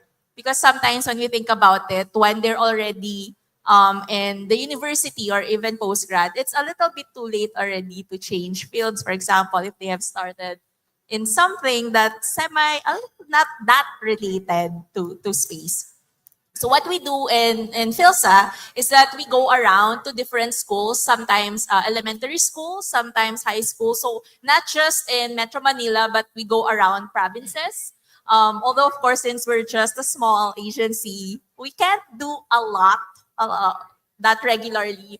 But we try to go around Luzon, Visayas, and Mindanao. So peak, actually, we have partnership with DepEd and CHED. So we are trying to incorporate space in the curriculum so that as early as elementary or high school, these students are already, they know that space can be a viable career when they grow up, when they go to the university, so they can pursue a course that is related to what we do. Although since space is interdisciplinary, so almost all the courses you can go to space too. Like you can go law, medicine, engineering, so these kinds of stuff. But at least they are also already aware, even when they are that young, that there's a space initiative already in the Philippines that if, for example, when I was young, there was not same as Miss Emmeline. So I wanted to be an astronaut, but I didn't know, okay, there's no opportunity and I'll just go to the next best thing when I thought that was engineering. But at least for this one, since PhilSA is already here, then we have these opportunities already that they can go to.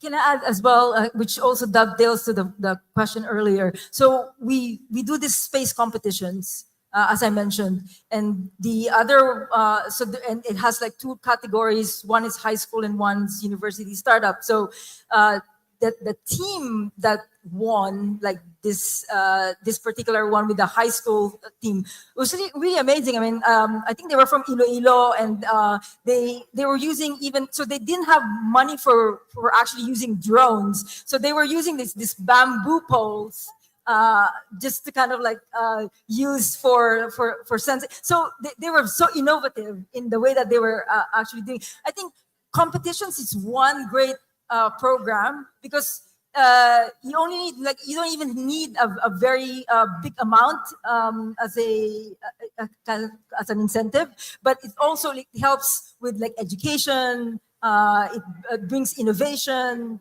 and so yeah, that's just one example.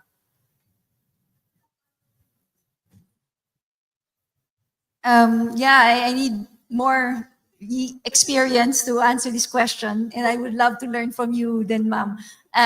But some thoughts on entryway, just astronomy turns out to be one of like the gateway drugs to STEM. But we're not really leveraging it, right? So it's like, oh, I'm fascinated by the stars, by planets, by black holes, by all these amazing, Hubble images na from James Webb Telescope that I was when I was young. But then there's no, and I wanted to be an astronaut actually. And then there's no space agency in the Philippines. But now, fast forward now, we have a space agency. We now have an young but growing, thriving, hopefully, astronomy research community. And I think it's really important to have that community, because you cannot do it alone.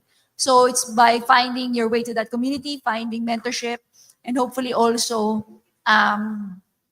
getting a gender balance in that community as well that we are building. So always, we're still in the transition period. So we say, come join us and let's change things together. And then hopefully in the future, it becomes easier to make that choice.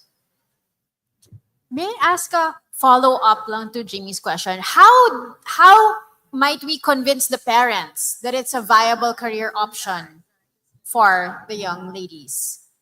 That's a really good question, because basically when we were talking about changing mindset, it's not just the kid, it's also the parents, because the parents will be the ones to enable them to actually be confident in going in this direction.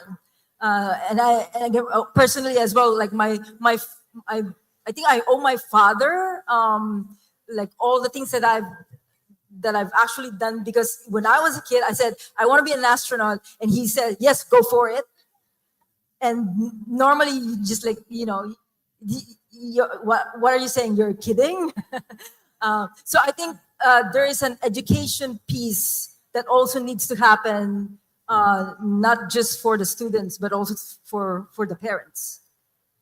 And this is also part of the motivation behind the Pinoy Scientist platform, where we, showcase and highlight in their own the stories and the work of Pinoy scientists. Kaya nga the tagline is "Yes, we exist," because not many people actually know that that this is a viable career. And so now, the young people can share to their parents, hopefully, na okay, this person, they're already successful. They went to industry. They went to they're doing research. Admittedly, we're actually very biased to global. The Filipinos work, of course, they're doing their graduate school abroad, for example, or even working abroad. But there are also many Filipino scientists working here. But they're just too busy because it's so hard.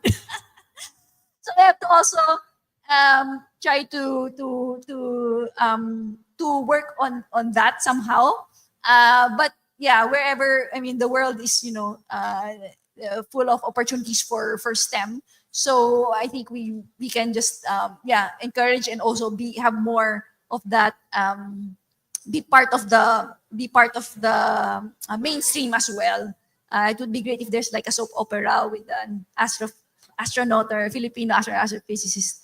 But also that's what we're working with, the agenda, more representation even in policy making. So this really broad work to do for science and innovation in the country. Anything? I think One we last have question. Hi, I'm Kate De Los Reyes. I'm the founder and CEO of Beacon, which is a mental health and wellness or well-being platform for parents. And so I am in the business of creating safe spaces for mothers, and which is why your message earlier, Dr. Reyes, resonated with me when you said that how do you increase participation from women? And the answer is building the right environment for them.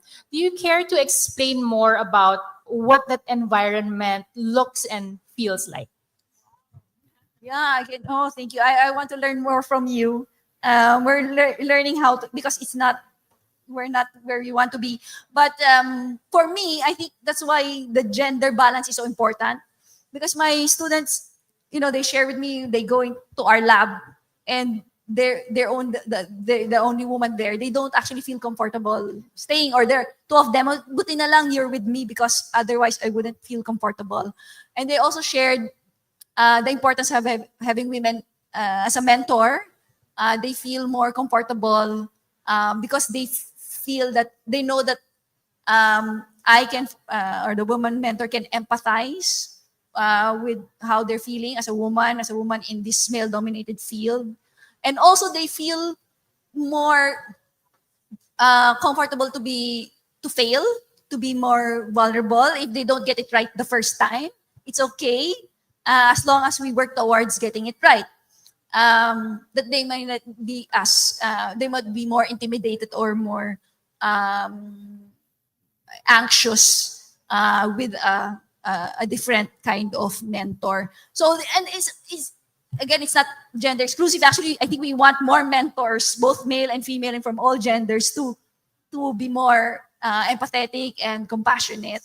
And I think that's a big part of how we can change the culture in any space or organization.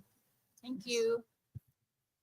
All right. I think we have one last. I just want to follow up and to build on what you said. So one thing you said earlier is that you're also just busy doing your work.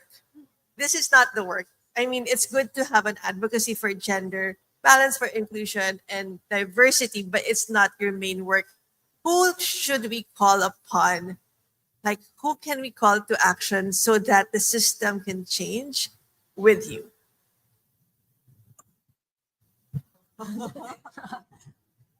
It's a hard question. I think what Reina was saying earlier with you need a systems change. It has to come. It has to come from the top. So which means that there needs to be programs and policies that potentially like government could like initiate to create this. Because if we don't do it, nothing's going to happen. It's actually very powerful because we have a very strong.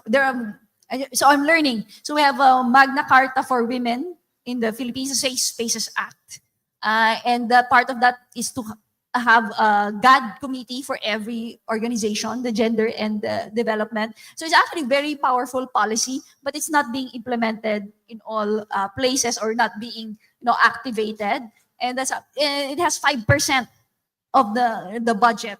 So I think many of us are still only starting to understand and to realize what we can do with this already existing policy, and even to build from there.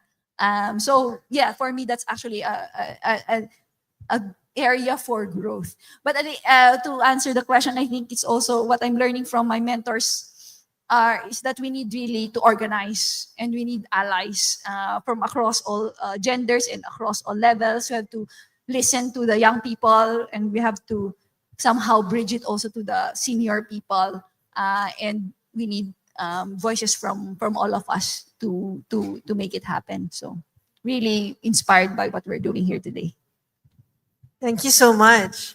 And because it's that's all the time we have for now. So thank you so much, everybody, for engaging in the discussion, and thank you to our panelists. So we'll stay for a quick photo op before we move on to the next panel, and we will also call Director Emilu Delfin to join us for the photo op.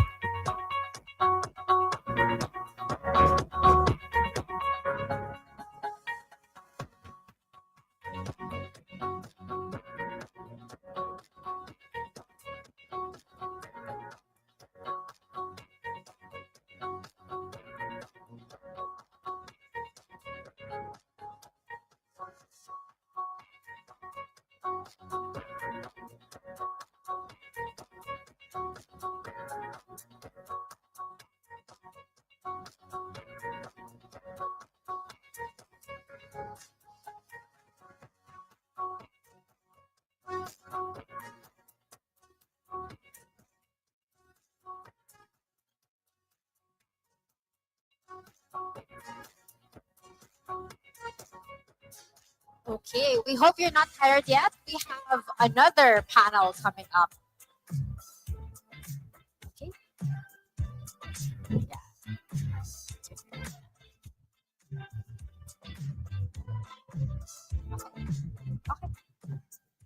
So thank you so much to our speakers, Reina, Emin, and Julie. Now let's dive into a conversation on creating a more inclusive tech ecosystem. Women leaders play a vital role in reshaping tech spaces, and today we'll hear from those leading the change. So our next panel is moderated by Russell Pili from the DOST Philippine Council for Industry, Energy, and Emerging Technology Research and Development, or PISHERD. And this panel, you really have to stay and listen. It's a really powerhouse panel featuring Rhea C, the co-founder and CEO of She Loves Tech, Lindsay Davis, the founder of Femtech Association Asia, and Tina DiCiccio, venture partner at Investable. Please welcome our esteemed panelists on stage.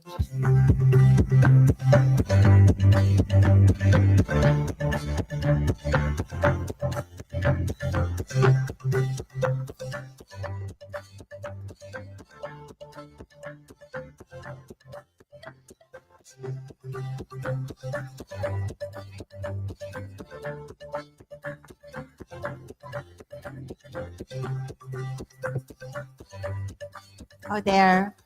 Mic test. So, good morning, everyone. So, I hope that you're still, oh, hello. So, you're still awake. Now we have another set of women leaders, and, they have accomplished a lot and they have a lot to share as well. So, we've talked about barriers earlier in the tech scene. Now, I wanted the panel to share something about the tech landscape and how women compete or excel in this tech landscape today. So, I'm from the Department of Science and Technology, and my background is working with women and technologies and enabling them. So for me, from my perspective, technology is a great equalizer.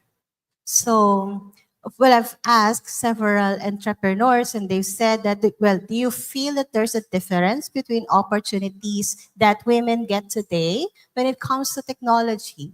So what is your take on that, Warren? So maybe we can go with Miss Rhea first. Sure. I mean, obviously, different countries, different regions, different ecosystems are different, right? So you need to contextualize that firstly. As a whole, maybe I would say that we've gone a long way, right? From basically people saying that women shouldn't be part of tech or are incapable of going into tech, are not investable. Definitely we've progressed from that. While bias and a lot of these stereotypes still exist, it's not as prevalent as it was then. That being said, a lot of the opportunities are not, strictly speaking, just for men, at least on paper, right? When you're advertising it or getting people on board.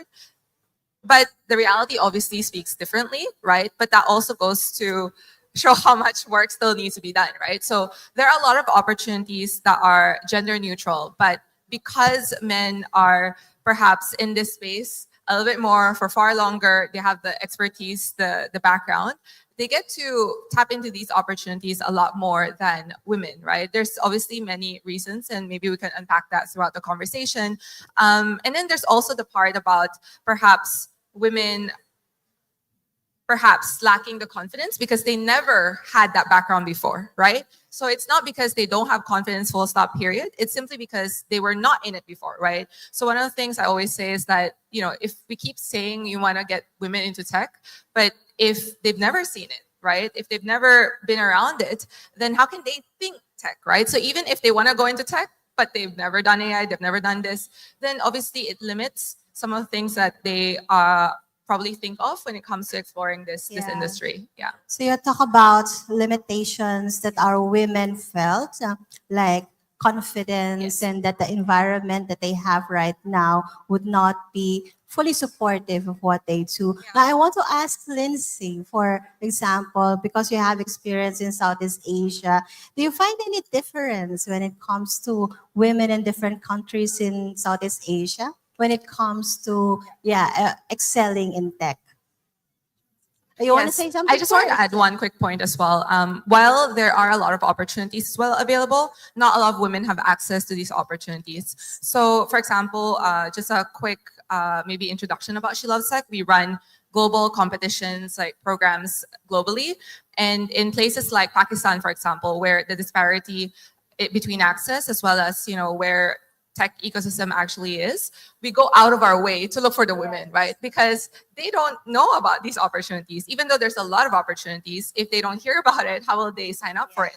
So actually our team on the ground actually does like entire roadshow. Literally, they take a train to go to every city to kind of do like our, I guess, pitch competitions, like different events. We don't expect to get like startup founders in these places, but you're kind of building the ecosystem. So eventually they become the tech founders who participate in our program. So I think it's important to, for I guess program providers as well as like resource providers to also meet them halfway if you're really committed to finding the women. So just I think a lot of the founders here can relate to that. So we talked about confidence, we talk about the environment that is supportive for women founders, and we talk about access. So Ms. Lindsay, do you see a difference in that across countries in Southeast Asia? Thank you. That's a huge question. So I think, first of all, to build on what you're saying, at the end of the day, we can't be what we can't see. So I think it's inspiring to see other women in tech and to be at an event like this. So thank you so much for having me. Flew in from Singapore yesterday, my first time in Manila. So your sixth edition. You're welcome here. This is the Lindsay Davis first All edition. of us flew in. Yeah, there you go. There you go. So thank you so much for having me. I'm really excited to be here. So when you asked the question about broader Southeast Asia or broader Asia, I think, of course, there are lots of differences, but I'm in the industry of femtech. So how many are familiar with the term femtech? Excellent. Okay, so very few people in this room, it looks like. So in Southeast Asia, when we're talking about 6 countries in Southeast Asia, only about 25% of people are familiar with the term femtech. So it's still very nascent, and even the term or the industry. However, when we actually look at who's using femtech products, it's over 60% of the target consumer base. Usually it's in the menstrual care division. So now you're probably getting a hint of what femtech is. Female technology, so women's health and technology, different products, services, solutions, all related, medical devices, you name it, as long as it has to do with women's health. So that's what I focus on. So I founded Femtech Association Asia in October of 2021 with the idea or the ultimate vision of available, affordable, and accessible healthcare for all women in Asia. I founded it in Singapore, but we are now in 10 countries, which is amazing. And we have a bunch of our founders in this room now, which is super exciting. And I'll talk about each of you later. I hope if we have time. We launched in Bhutan on Monday, so we now have representation in over 10 countries, which is super exciting. And I think especially to see something like women's health, getting that type of visibility and amplification is really exciting. So when we talk about, I think, this industry in particular, 83% of the founders in our organization are women. Broader across Asia, over 80% of the founders are women. So I think when we talk about the differences, we see that this is clearly a very women-led industry. We add on top of that, though, the constant challenge, which is where's the money going and who's receiving the funding. And I don't think I'll finish that statement because I'm sure you can guess where that's going with gender bias at the core of that. However, having said that, we are seeing a lot of change. We're seeing incredible leaders in the room. We have Unprude in the room, Beacon in the room, Hattie Health in the room, Lily of the Valley in the room. So we can see that there are more and more companies being founded. So to kind of answer your question, but also go off on my own because I have the microphone, it really comes down to saying, yes, there are differences among different countries, but I think it's exciting countries that are highly innovative and known for their entrepreneurial endeavors and entrepreneurial spirit, like the Philippines, that we're going to see a lot of change in women's health in this industry in particular. Yeah, that's, you want to add something? So I think when we're speaking today about technology, the framework is ICT, internet technology, and etc. But what we should remember is technology funnels into other industries, for example, manufacturing, retail, aviation, and aerospace. So when we talk about technology, I think we have to put that into context as well, that the people that we're seeing right now who are developing this latest software or equipping other other businesses is actually funneling into a bigger world. So let me just set it up, right? So globally, they're like about 23, 29%, depending on what statistics are you looking, of women in the technology sector. In Southeast Asia, that's about 32%. And as everyone knows in this room, Philippines has the largest proportion of women in tech among Asian countries. And we're like number 14 or number 16 over 145. So we're starting on a very good platform already, right?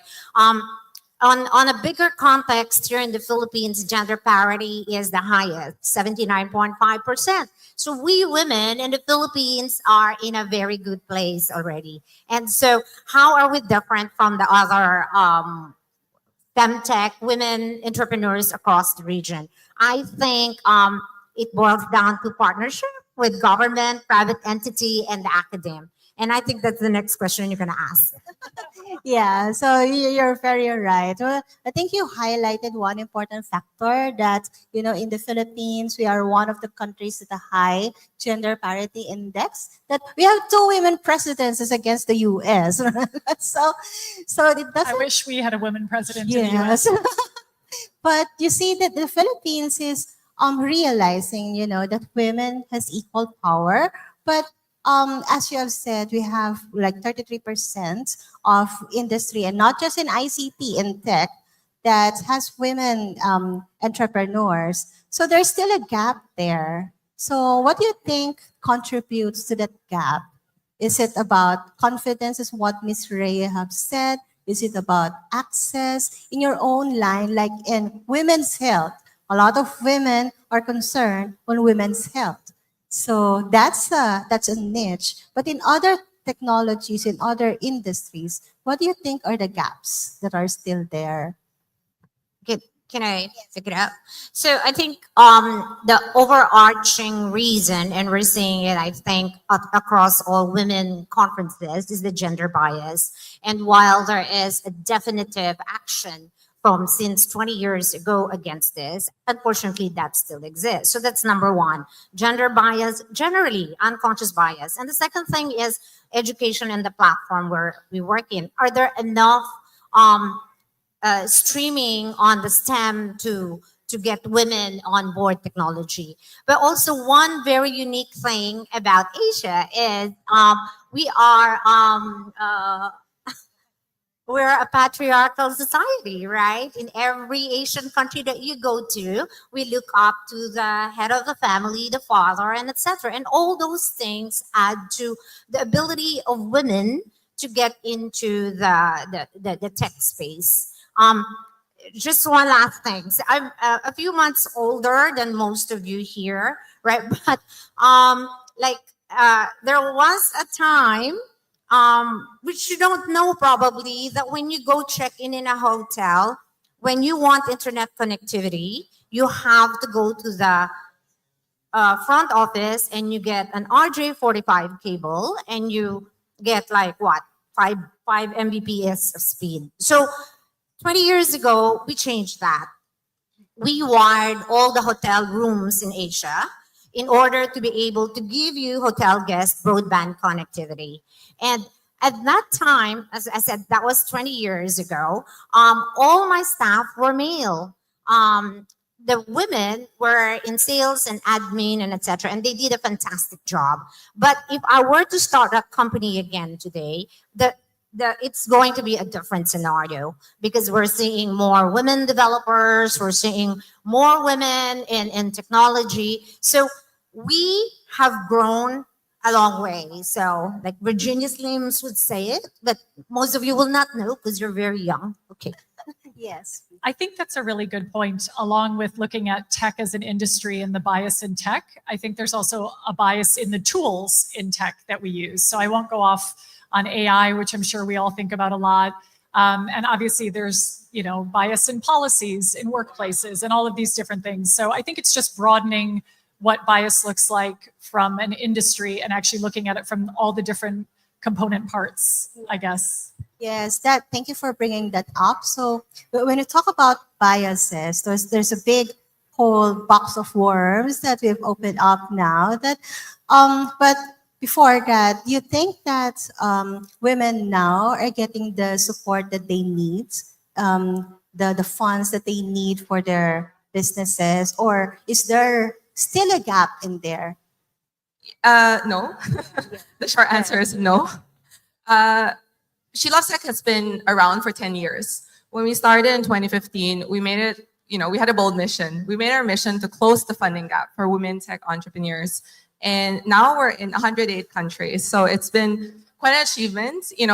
Before I move to answer this question, actually, I wanted to add that there are a lot of challenges, and a lot of those challenges remain the same.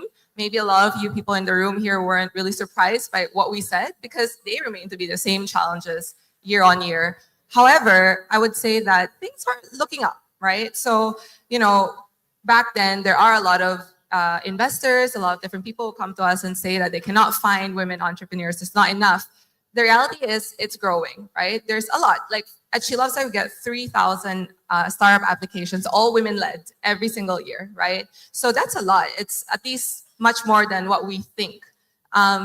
We also have actually, we just received our data for the last couple of years. And actually what we notice is that there's what we call the rise of first-time founders as well as solo founders. These are like women around like 60, 70%, right? The range, right? So out of all of our startups the last couple of years, 60% of them are first-time founders and or solo founders as well, which means that you are getting more women finally to the space, right? And these are people who have never done it before, so we're not just recycling the same people. So things are looking quite positive in terms of the supply. However, in terms of the support they need, right? And as founders, I see some of the founders here in the room, you could attest that you probably need funding, right, to grow your business, to make sure that you can actually scale and make the impact that you want.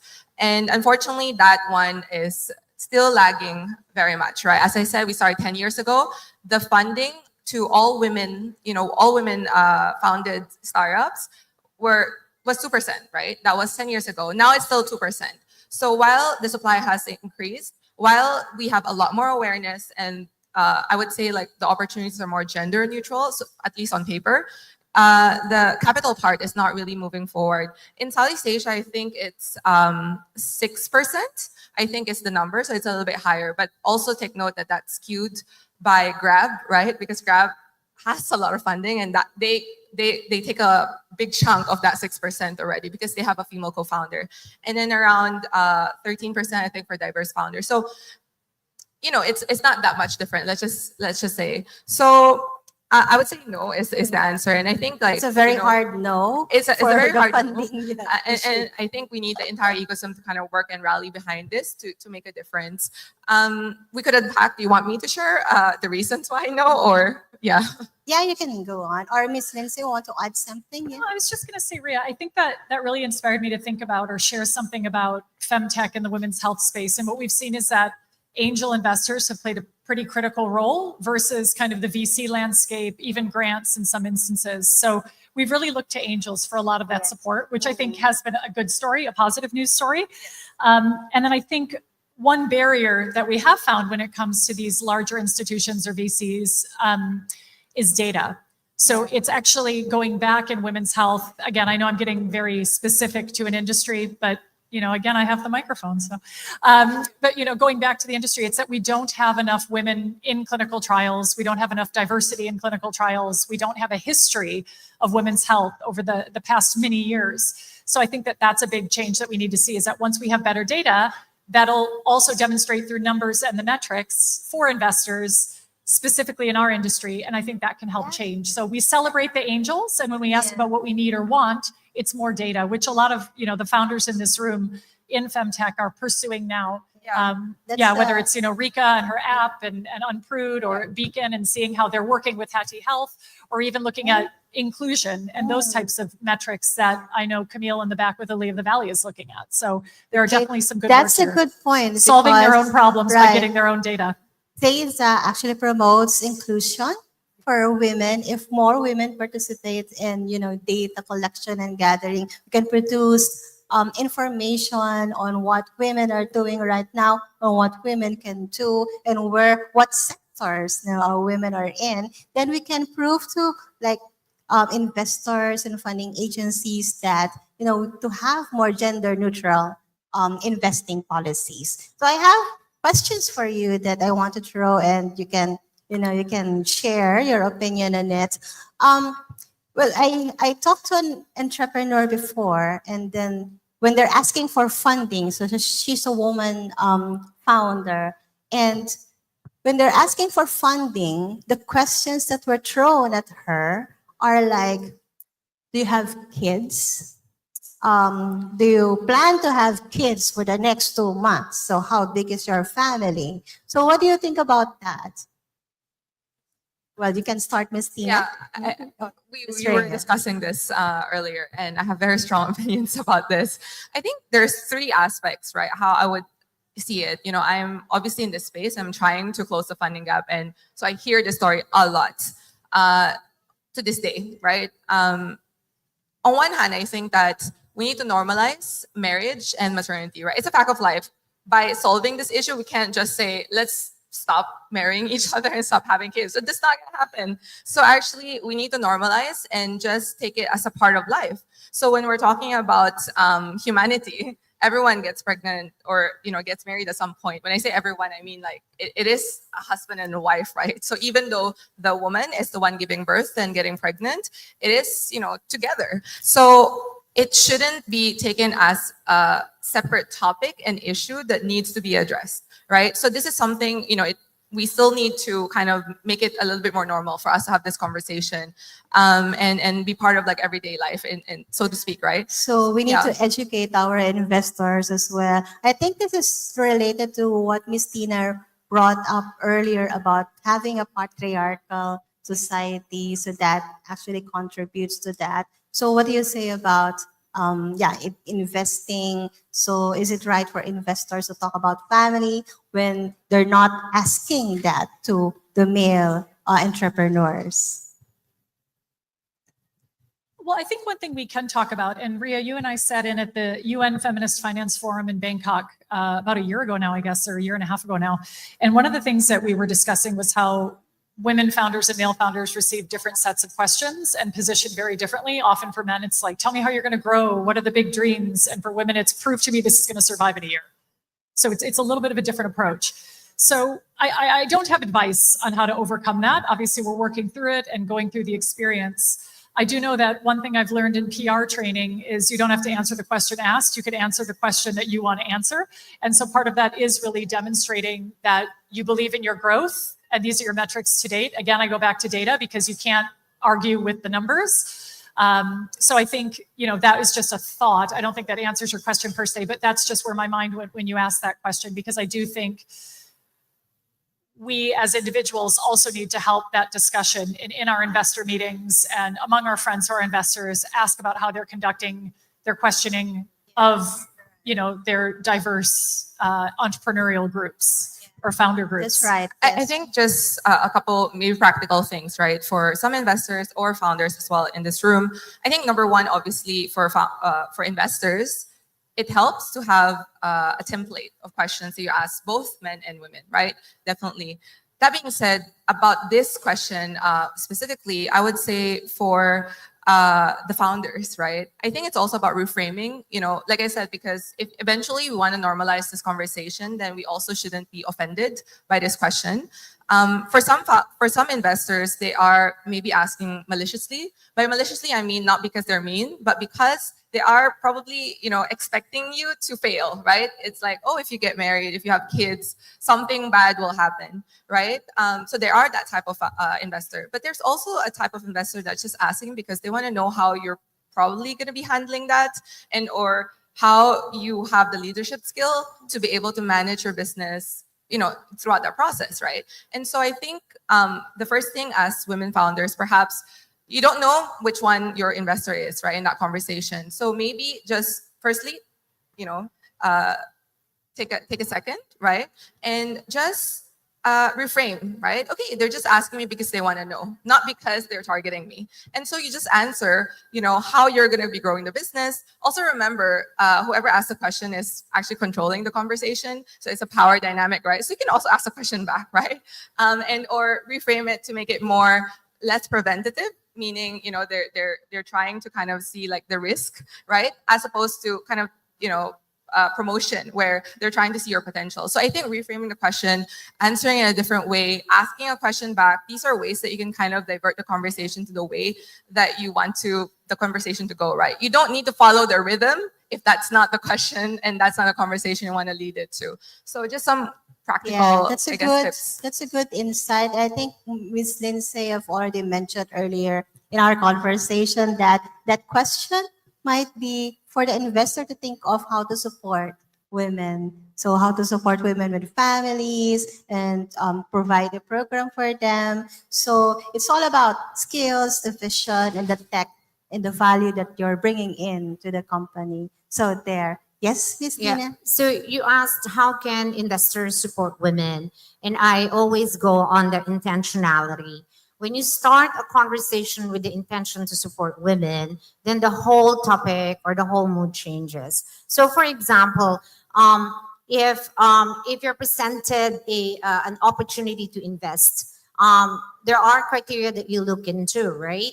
But if you have the intentionality for supporting women or supporting diverse groups, then that becomes the first point of conversation. And it is all about learning what it is, right? You can't go into a conversation about supporting women without knowing what they went through or what they're going to, right? So for example, in leadership, we know that let me take aviation because it's one thing that's close to my heart, and that is something related to technology as well. Only 3% of airline CEOs are women.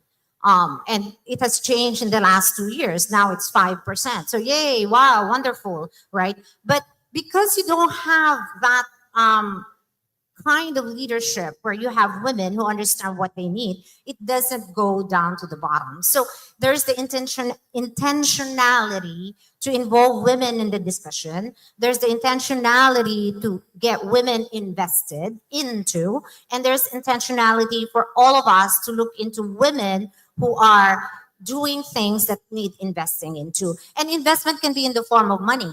It can be a form of conversation, support, recommendation, and etc. We all know this, where I think everyone in the room does that already. But the more we talk about it, the more it has its force. That I don't have to give you my money right now, but if I start talking about you among my friends, then maybe one of these days something will come out of it. So I guess it's around investing in women, which I'm very passionate about, investing in technology, where we're seeing a lot of women come into the space. And we said it takes a village, and it does take a village to get this happening. Well, thank you for that. So it's all about intentionality, as you mentioned. So our women founders should participate in decision making, participate in the tech, and put themselves out there more often so that they get the interest and the funding, the support that you need for your businesses. Now, I'm going to ask another, are there other conversations about women that are not being discussed? Are there other biases that you see in your own fields, in your own space? So one thing that always comes to mind when we talk about biases, I think I like to think about what do women need? What do we truly need for, gender equality, gender equity, and it's health and wealth.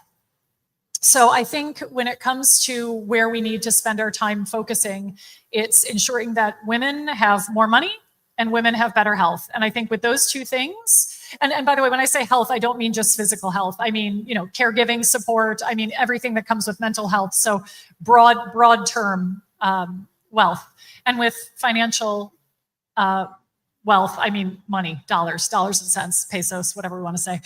So those are the two things I think about. So I think when we talk about women entering entrepreneurship or becoming founders or building equity in the entrepreneurial space, I think we need to think about how we're supporting women through funding and how we are helping women not feel that they're giving up a part of their wellness or their well-being by becoming founders. So that's just one thought maybe to start everyone else's comment. Yeah, women's health. That's a good, because we're more hushed in terms of talking about sometimes about our health than in any other, like in tech, probably. Yes, Miss Tina. So I will be women supporting women. So I will be remiss if I don't tell you about Manila Angel Investors Network. And after this, I think you'll have a chance to listen to Quenby. So Manila Angel Investors Network, we have a deliberate women program where we invest in women membership, in women startups, and we mentor them and all that stuff. So 5 years ago, Manila Angel Investors Network, if you're an angel in this room, do join us. If you're a startup, do reach out to us. Or if you're just hanging out there, do join us, because what we do is we power the angel investing network here in the Philippines, right? And we did that for, as far as women is concerned, we did that with an organization called Investing in Women. So with their kind support, we were able to support to fund a number of startups. A lot of them you have worked or have seen today, right? But so what I'm trying to see is 5 years ago, the club was all male, and now we have 25% in leadership and the board, and we have like about 40% women membership. So there's something that's going on in that space, but there is the intentionality. We need to be able to be conscious that that is something that we are doing. And I guess what I wanted to say as well is women supporting women is a great idea, but even greater idea is men supporting women. And later on, I think you'll have this kind of conversation. But what I wanted to ask you is the intentionality to be able to support women, either as a startup in starting their project or in just a conversation. Because all these little things that we do right now is going to result to something. I think in this audience, I see a lot of the startups, women startups that we have supported, and you probably heard them across the number of days. But yeah, so let's have the intentionality to support women in their startups, in their projects, or in investing, which is quite important.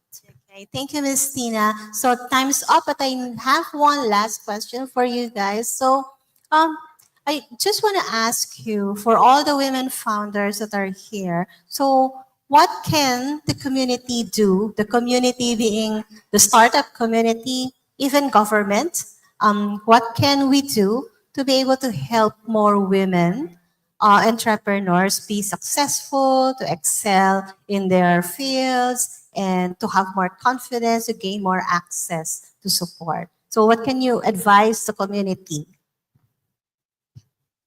Maybe you can start. Just a quick one. Actually, I think it's about championship.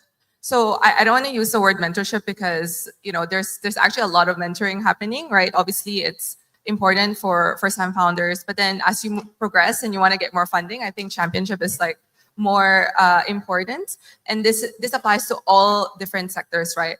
Earlier we were talking about funding, and actually when we were looking at the data for our founders, we found that venture capital funding only comes at the 6th place in terms of the types of funding that women founders are getting, right? Number 1 comes from accelerators, incubators. You have followed by grants, like government support. You have bootstrap being one of them, meaning they're not getting any funding. So actually VC is 6th, right? That also shows you the types of other ways that, I guess we could work in this ecosystem together to really fund, women and eventually show a good case study for VCs to come in, right? If they aren't coming in. Oh, sorry, I missed angels. Angels are also like a huge part. And so that's also why there's a rise of women angel networks right now. And so I think, championship, and when I say championship, it's not just, okay, let's, shout to the world like this particular woman, but it's also like making the introductions, right? And I think this applies to, for example, a woman founder as well.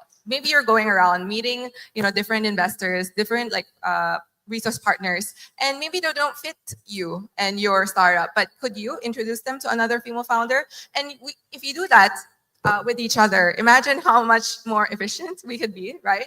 And in passing like different contacts and kind of building this network together, because women are unfortunately like not in a lot of these networks, right? And that's also one of the access that they need. So if we can kind of work together to kind of champion each other, make recommendations, introductions, I think it would help. Yeah. Thank you for that, Ms. Rhea. Ms. Lindsay? So that's exactly what I would say is the sponsorship championship from the founder perspective, from the government, corporate, et cetera perspective. I would say it's making sure that women aren't making a choice that everyone inclusively isn't having to make, i.e. having a family or becoming an entrepreneur. So making sure that women's work is being funded at all levels. And by funding, I can mean childcare. Funding could mean making sure that hours can be flexible or that policies are inclusive, making sure the dollar amounts being delivered are equal. So I think a lot of it is having the consideration and making sure that women are in the discussions to ask women what they want, rather than making decisions as a company, as a government, or whomever, making sure that the people really are having their voice heard. And by people, I mean women in particular. So giving those opportunities for discussion, open discussion. Yes, Miss Tina. Okay. I will end this with a question to you, right? So to organizations out there, is diversity and inclusion in your strategy? So Boeing, for example, doubles the pipeline of women in leadership. At 3M, every managing director is accountable to promoting women. What are you doing in your organization, be it a small sari-sari store or that next a big startup that's coming out on the Philippines? And I will end with this question to women out here. And I love acronyms. So that's it. DASIT. Are you owning your own development? Are you advocating for yourself? Are you showing your spirit so people around you can help? Because women are kind of ashamed to ask help, but we need to show that spirit. And then, are you investing in yourself? Are you investable? And lastly, do you have a seat on the table? And I think once we have this consciousness, everybody will come, and I mean everybody, because when you ask for help, people come for help. That's a fact of life. So with that, I end it. That's it. Yeah, thank you for that, Miss Tina. It's a good way to end it. So, women founders out there, so listen to the words. You have to have intentionality. You have to put yourselves out there. You have to sit on the table. And for the community, we need to champion women's opportunity support. We need that intentionality, even in policies, in investing, and that women should be represented. We have to be intentional so that women will be represented in all circles. That is important for us. So thank you very much for this great panel. So thank you so much for the audience also.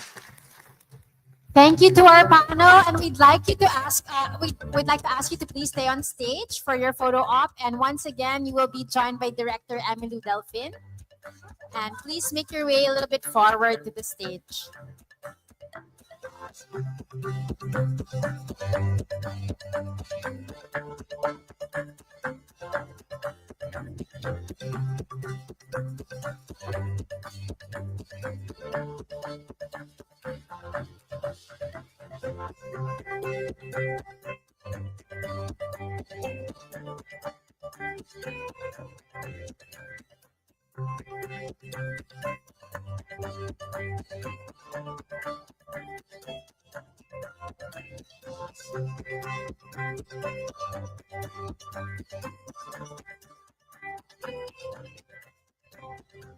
Thank you so much. That was such an insightful panel. It's as if the discussion could go on. And we know your tummy's already telling you something, but we'll ask you to stay. Hang on a bit longer. We have some more exciting things coming up. So since investment, and capital was a big part of the earlier panel, our next discussion will focus on investment opportunities in the women-driven tech sector. So this is a critical area, as you've seen, for creating sustainable growth and for empowering more female founders. This panel is moderated by April Ong Banyo, Head of ESG at Quest Ventures, And our panel includes Quenby Go, Executive Director from Maine.ph,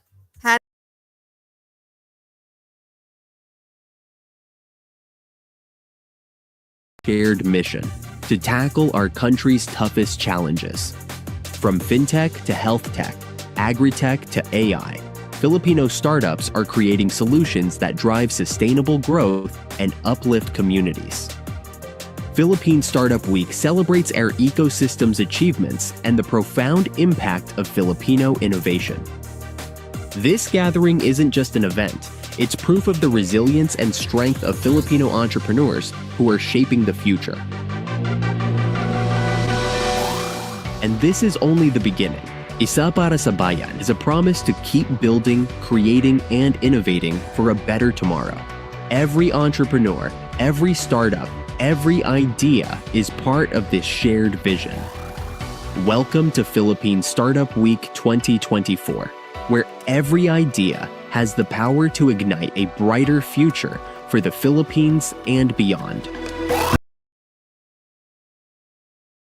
Unlocking capital, right, towards that growth and development. So again, good afternoon, everyone, ladies, and of course, our allies and gentlemen in the room.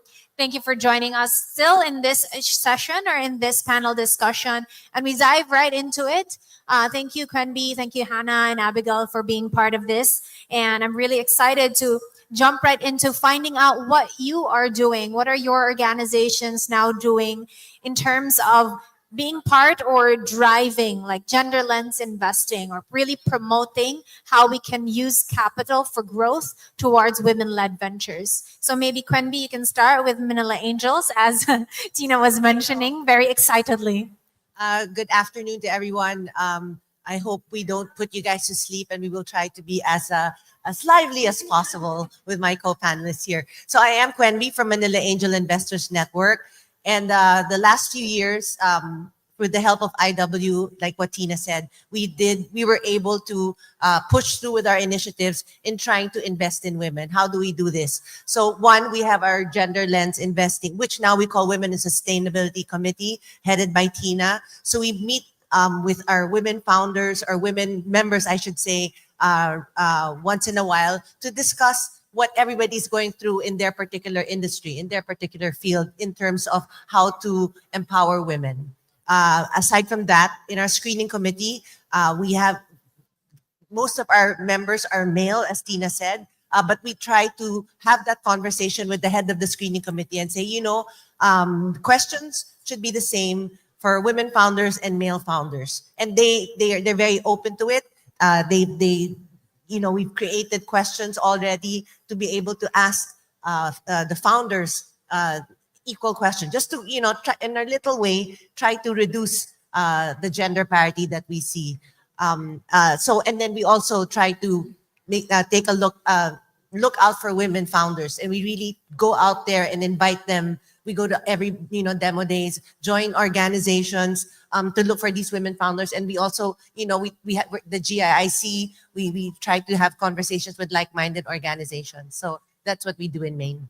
Thank you, Quenby. And yes, it's definitely great to see more women investors joining Maine and maybe leading the charge. And guys, it's great that Maine is led by a woman. So I guess that's definitely, a step forward, right? 100% in leadership, right?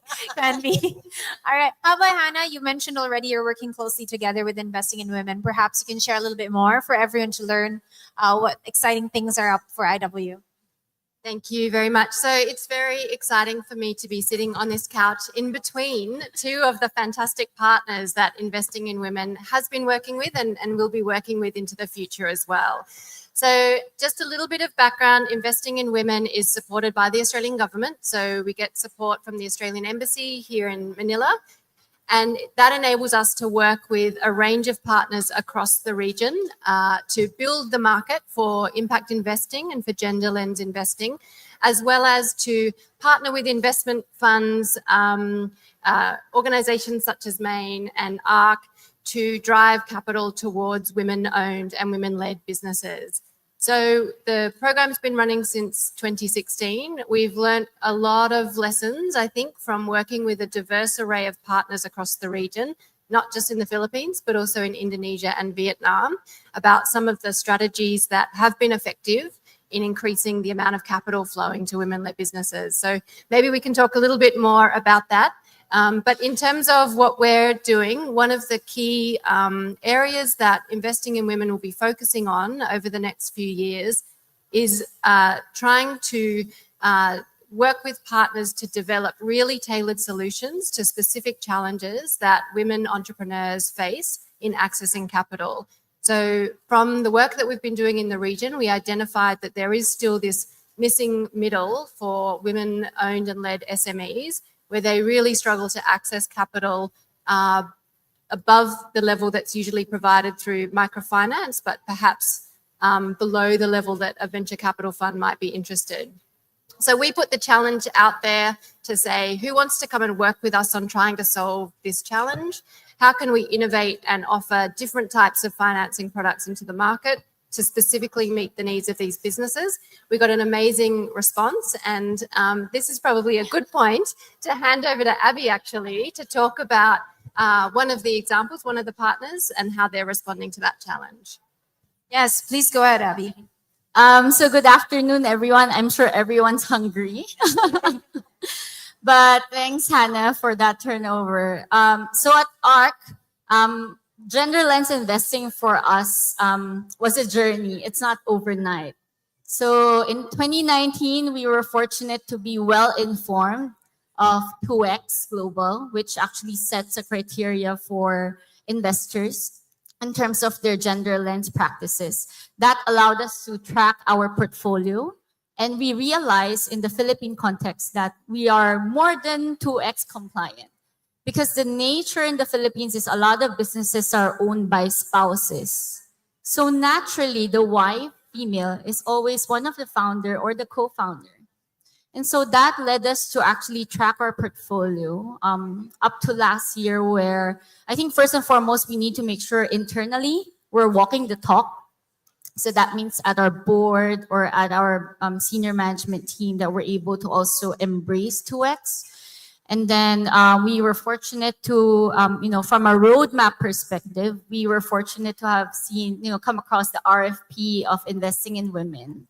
And I was sharing with Hannah a while ago that we really appreciate that RFP because it made us think outside of the box. Otherwise, we would have just done a women-specific dedicated product without any innovation. So we are very proud to launch a dedicated window for women-owned and women-led enterprises, small enterprises here in the Philippines, providing debt capital solutions up to 30 million pesos for any small businesses that are expanding their product and doing that reach in terms of their addressable market. And we can only do that with the help of investing in women. That's great. So again, ladies, that's a shout out, right? A call for those in that stage of growth already, right? This is like scale, growth capital. So please talk to Abby and ARC team, because I think that's definitely, they were talking about it earlier, that there are different stages also of entrepreneurs, and there are different types of investors that would be coming in. I mean, I come from the venture capital space, but we're also in the early stage, early stages of the startup. So we come in about in the angel round up to like Series A. So it's great to see, right, this spectrum of investors coming in and adopting gender lens policies, which I guess I bring to my follow-up question, right? Like, what are the opportunities or these innovations that you see that can be, how capital can be unlocked for, for more women-led enterprises? So, what are the growth potentials or the opportunities that you've seen maybe in the region, Hannah? You've seen how other investors are actually taking, I guess, new steps, unusual steps in their investment practices so that they become more inclusive. Yeah, thank you. So we have worked with quite a diverse range of different investment partners. And so as you see, I think that is the first point. Like, it's really important that we have different types of investment funds that are approaching different segments of the market. They're bringing different tools to the table. But the starting point for us is usually to work with the investment fund itself to put a gender action plan in place. Abby's talked about this a little bit actually in terms of the process that ARC went through, and we've heard about it in the main context as well. But to look internally and say, what are our own policies and practices like? Do we have diversity in management? Is there diversity in the investment team? And it sounds simple, but we also know that there is a direct correlation. Women invest in women. If you've got women in your investment team, then that will flow through in terms of more diversity in your investment portfolio. So that's one important strategy. One of the other kind of early areas that we will focus is on data collection as well. And the previous panel talked about the importance of data, but I think that collecting disaggregated data so that you actually have visibility, explicit visibility within your investment portfolio of the gender statistics, I think that's a way to translate. Tina was talking earlier about intentionality. Intentionality is important, it's fantastic, but you need to be able to also translate that into action. So just having that disaggregated data gives you the tools then to be able to make decisions and be able to act in line with intent. That's great. I mean, again, going back to intentionality, right? So I'm not sure if there are other investors in the room, but perhaps that's really what we're trying to call for in this community that you're also bringing together for investing in women, because we do need to take on that journey together, right? So even for us at Quest, we're also taking that journey towards investing in women and with more intentionality, whether it's in the programs like you're doing with investing in women, or direct investments like what the angels in Maine are doing, the capital markets, including like ARC. And again, VCs in the room, fellow VCs, let's invest in more women, right? Let's be more intentional. So maybe I want to also look at the opportunities in terms of sectors. There was the highlight of femtech, right, in the room earlier for the panel. But obviously, women entrepreneurs are in various industries, in various sectors, right? And where have you seen a lot of growth? What opportunities in terms of business sectors and industries you see where a lot of the women you've seen or approached you are coming from? Yes, please. So in Maine, when we do our screening sessions, we've seen a lot of women in fintech, agriculture, logistics, health. But since the pandemic, one of the things that I actually observed is like how Gcash, how apparently there are a lot of women users who use Gcash. So Gcash was able to empower women to get into business, to make purchases, to provide for their families. And it's a good platform for women to actually excel. And we try to empower women. We were talking about it. You guys were talking about it yesterday, and I loved it. How in Southeast Asia, the Philippines is a bit lagging behind based on data provided by IW. So we need to really start in the grassroots. So we can unlock their entrepreneur spirit, how they can actually excel in business, to educate them.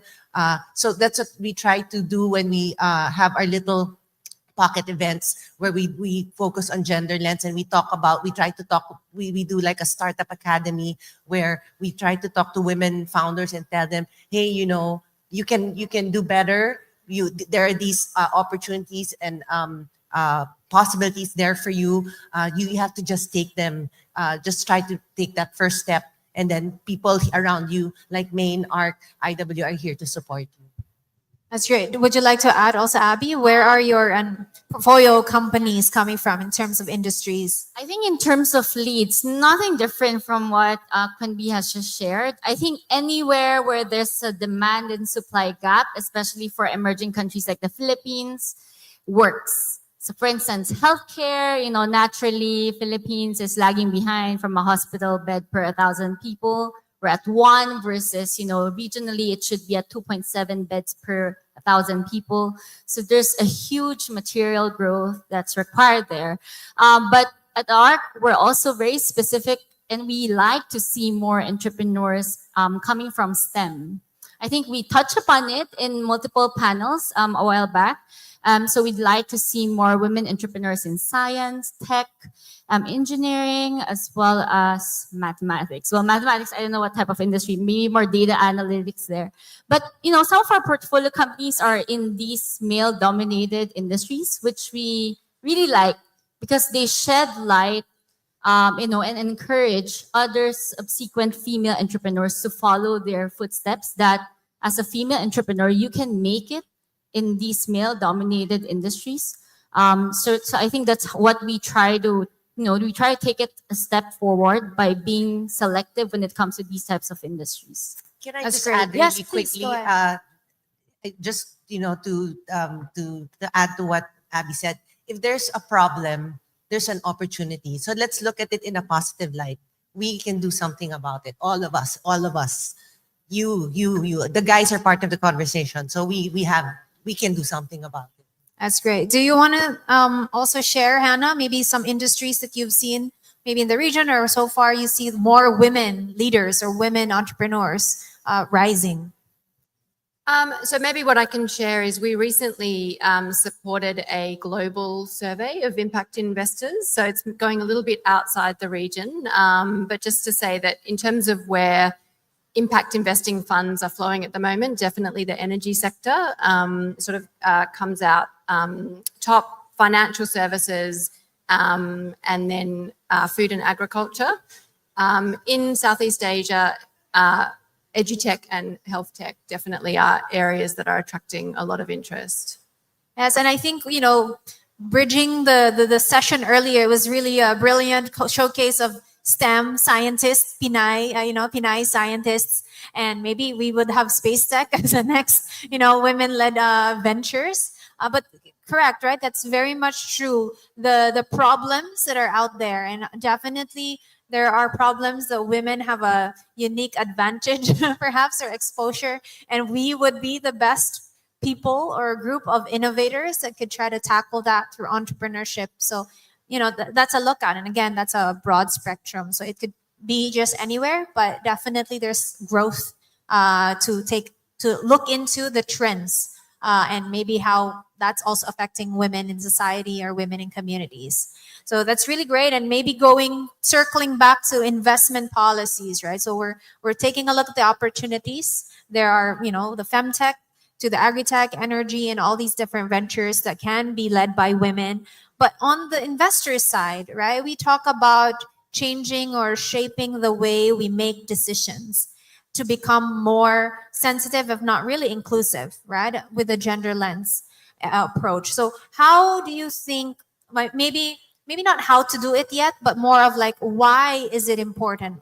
Why would it be valuable to investors? Because if you keep talking to angel investors, Quendi, right, and maybe your principals as well, or your other investors, like, why would it make more sense, or why does it make sense for them to, invest in like a women-focused fund or women-focused portfolio? What's that value add? One thing we noticed so far, when you invest in women, you kind of empower them. And when you empower them, we try to solve the problem of poverty, because for some reason, women founders are very conscious about that. They can, not a lot of women are in business before, but now they are. So, we find that solution. We find that we also do inclusivity in investing. We also unlock that as well.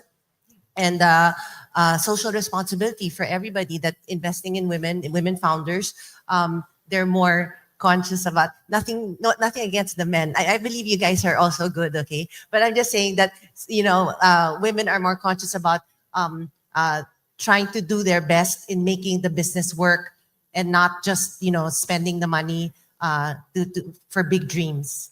So, yeah. Hannah? I think there's a really strong business case. That's the bottom line, like financial performance. So again, when we look at sort of some of the recent global data on this, impact investors who are investing with a gender lens find that their investments meet their expectations in terms of financial performance, but they also meet their expectations in terms of impact. So if you're an investor who's looking to be able to balance financial performance and impact, then applying a gender lens is a really effective way to do that. Yeah, definitely. Abby, you want to add? I think for ARC, maybe to add on to what Hannah shared, definitely it's a diversification tool for us to make sure that, across the portfolio, it's gender balanced. At the same time, we're very excited to also make that data available. Like She Secure being a dedicated capital towards women-owned and led.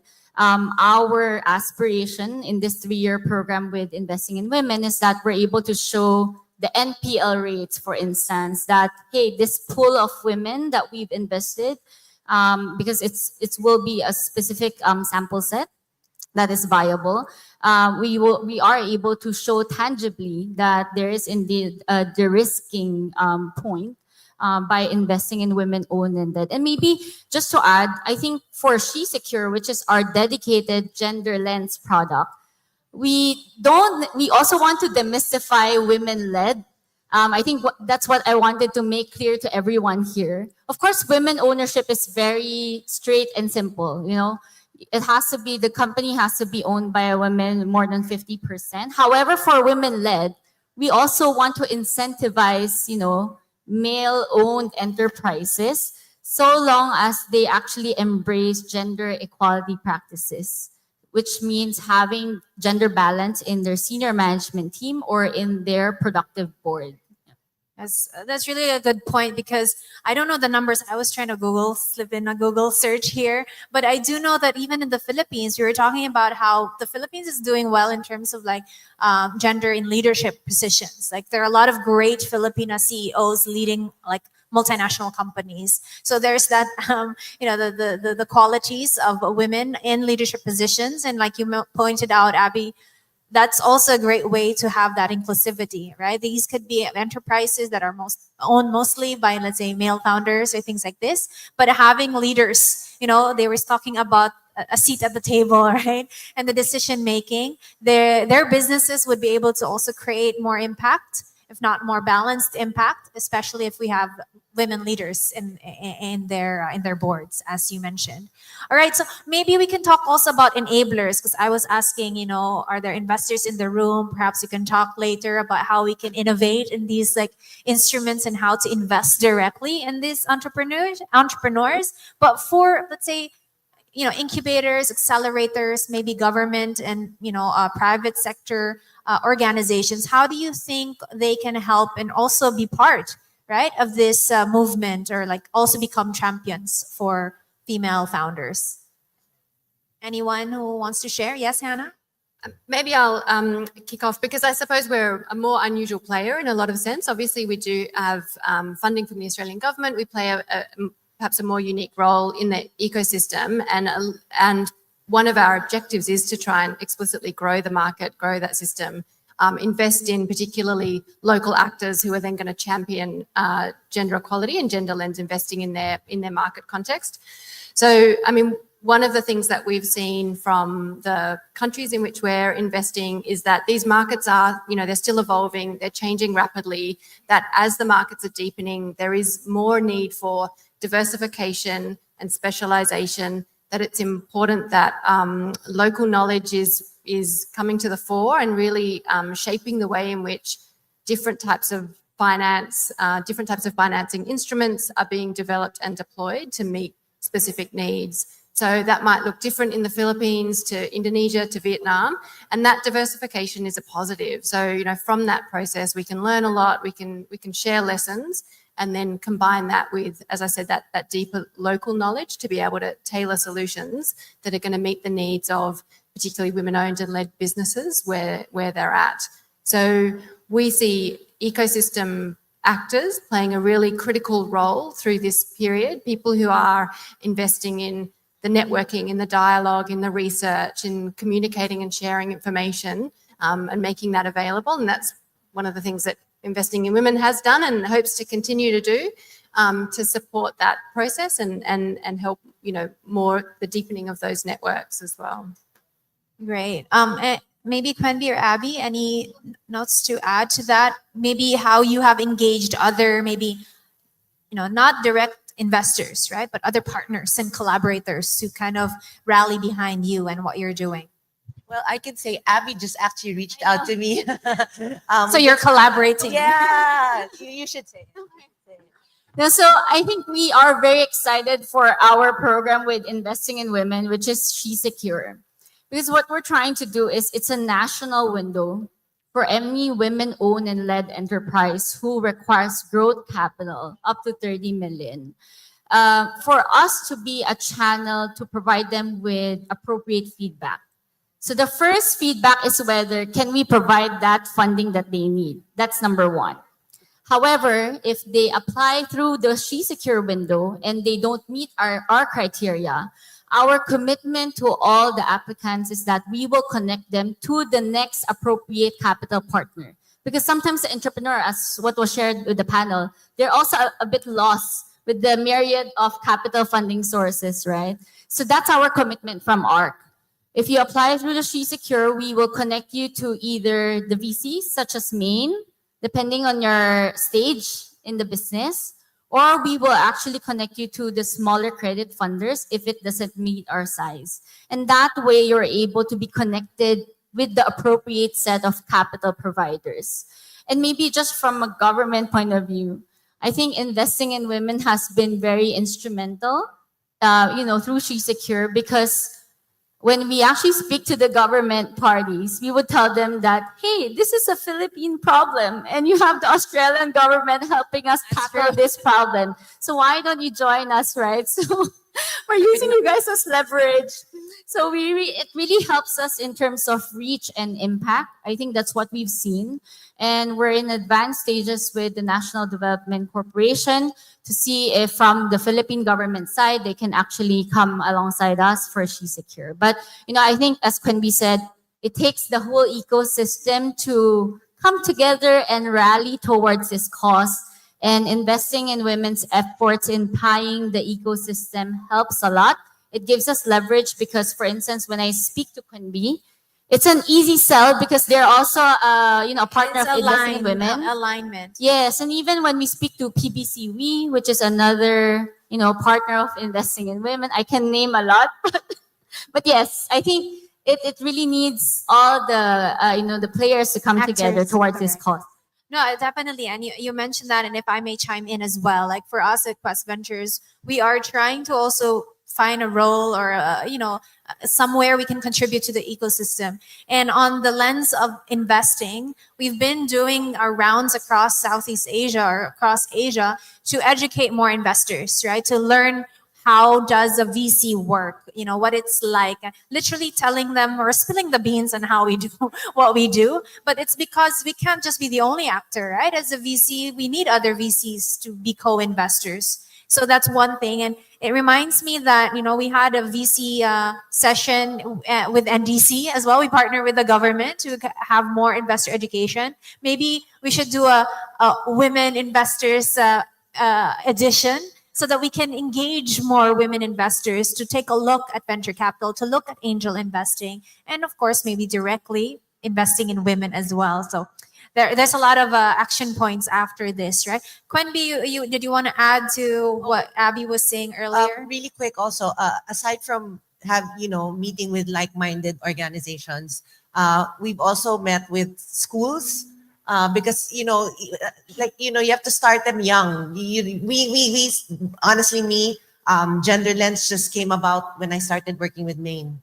So, but I think that if we we're a patriarchal country, we have to educate the younger ones. Like, hey, girls, you can do the same. You have equal opportunity, and we are there. Us, the government, schools, we will help provide them that opportunity.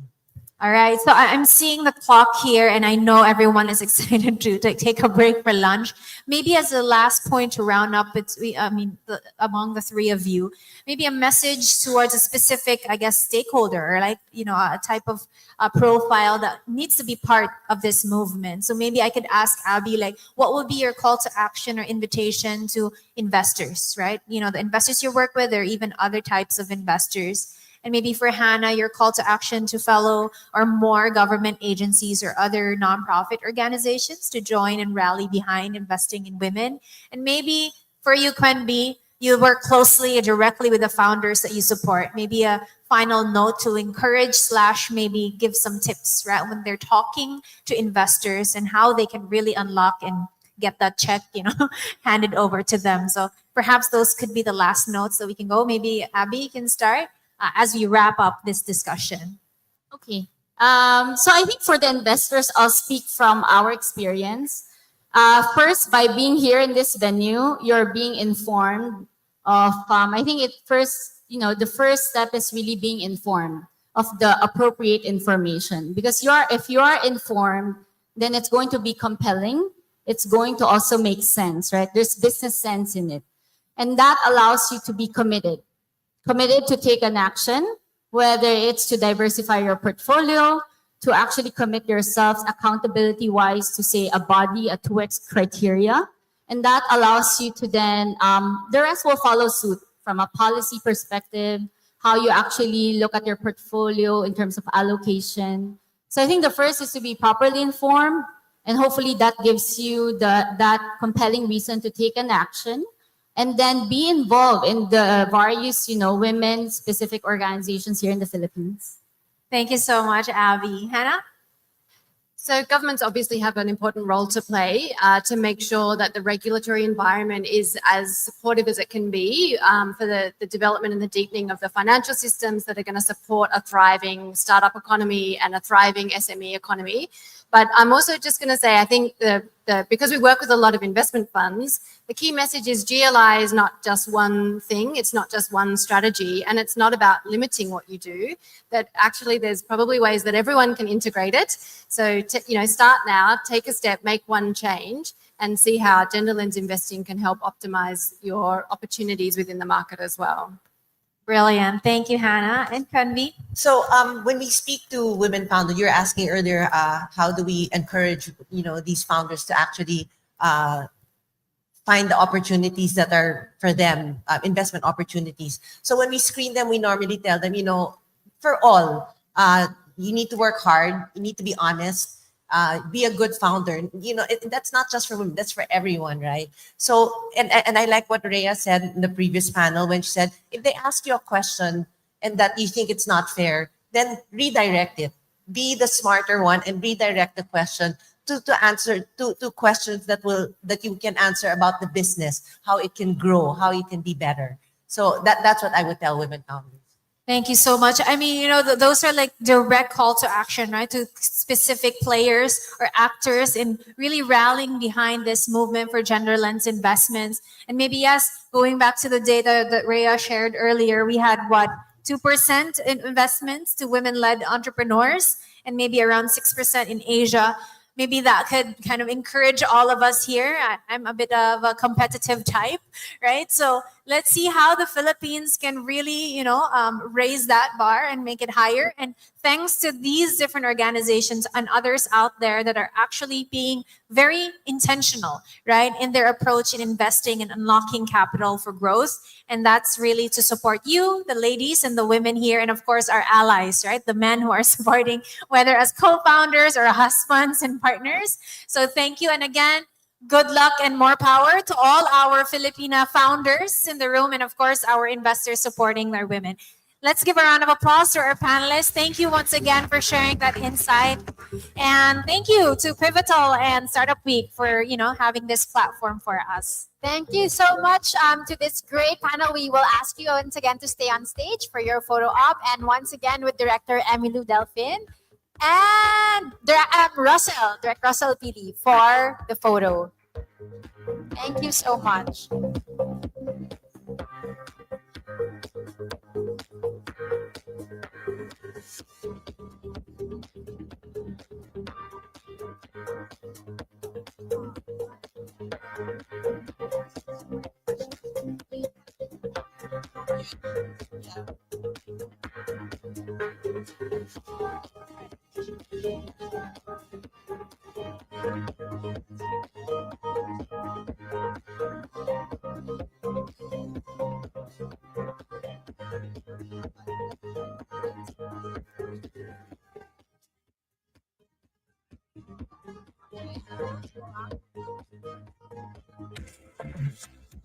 Thank you so much to our panel for all those insights.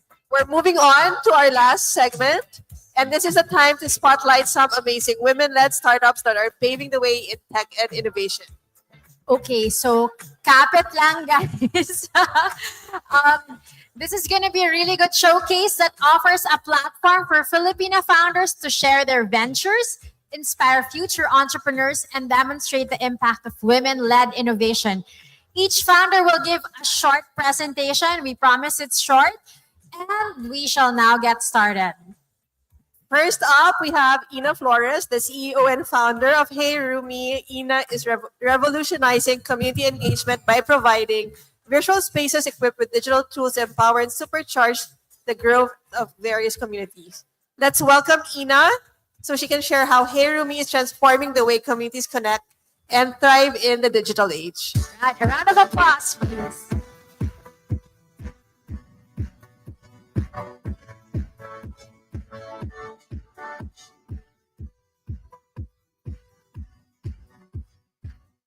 Hello, everyone. Good afternoon. I'm Ina Flores, and I'm the founder of Hey Rumi.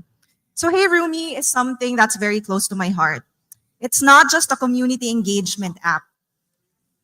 It's more than just a platform. It's a virtual home where communities come to connect, grow, and monetize around the things they love. Our mission was to create a vibrant online community where every passion finds its home. We're reimagining how fan clubs, hobbyists, and interest groups, 75% of whom are women, can share, organize, and ultimately thrive. So the journey starts with my work in advertising and influencer marketing, where we saw firsthand how communities are starting to grow in terms of influence among this new generation. So coming from being immersed in the space of creator economy, we saw firsthand, first of all, how it was a space where women thrived. 77% of creators in influencer marketing are female. And this is directly correlated to how 93% of women have said here in the Philippines that it's very difficult to balance ordinary careers and their care responsibilities at home. So the traditional way of work has been very difficult. And we also saw that more and more women in the Philippines are starting to assume roles as breadwinners. And so it's no surprise that the creator economy has empowered women to thrive. Moms who find ways to work on the side, students or young women who will hustle by selling on the side, virtual assistants. So women are actually key movers of the creator economy, which is a huge industry that's growing to be $250 billion by 2027. We see this also reflected in the Philippines. We see the growth of influencer marketing alone, but we also see how more and more consumers are looking into social spaces as they rely very much on real people giving them product recommendations, lifestyle recommendations. We will see the social commerce market grow to $2.4 billion by 2028. And this is a space where a lot of women thrive. Now, where does communities come in? So more and more, as a new generation come to fore, communities are becoming an essential part of the social fabric that hold us together. We provide a sense of belonging and support, especially with the rising mental health struggles of this generation and an increased isolation of the digital age. And the truth is, our generation is building these communities online where they feel authentic, meaningful, and personal. So, despite the power and growth of these online communities, they're often forced to scatter across multiple platforms, struggling to stay organized, engaged, and to be financially sustainable. So this organization really hinders them, hinders their potential and makes it difficult for members to truly feel connected. And what's more, the traditional platforms that we have now tend to have a toxic culture around them. So communities are looking for real ways to earn, let alone a safe, dedicated space to just be themselves. So we all know that I'm sure all of us here are part of online communities, and we know the struggles of the platforms that we have now. So we wanted to reimagine the way modern communities grow, connect, and monetize around the things they love. How can we create better equipped and safer spaces, but at the same time be able to connect them and enable them to be financially sustainable? So this is where my two hats come into play: my love for communities and our ability to tap brands. So meet Hey Rumi. We created Hey Rumi to become a virtual home base with everything a modern community needs to thrive. So in Hey Rumi, we centralize everything a community needs, whether that's unlimited number of users, announcements, events, polls, product recommendations, and even tools to support member monetization. So this is all done in one clutter-free space where we're empowering communities to grow together and even earn together. It's a place designed for connection and for people to find joy and opportunity in the things they love. So whether or not you are an indie musical band, a P-pop group, a mom group, or a self-organized student organization, we're empowering organizations to earn around the things they love through different tools, whether that's through subscription, through selling, or through brand partnerships. So one of the more unique things we do also is we do connect communities to big brands. Just last year alone, we've helped communities earn about $15,000 from brand partnerships. So one of the things that communities tell us, what they like about Hey Rumi, is it's a place where they can freely be themselves. Today, we are home to 12,000 of some of the most prolific clubs and organizations in the country, whether it is a community, a fan group of celebrities, influencers, self-organized hobby groups, or student orgs.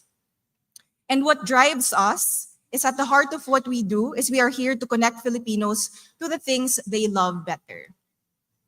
The market opportunity in the Philippines alone is huge, but our roadmap looks at an overseas expansion. So we want to connect Filipinos to the things they love better, but we're seeing that passion points is something universal that connects everyone else. So the vision really is to connect people to the things they love better. Now,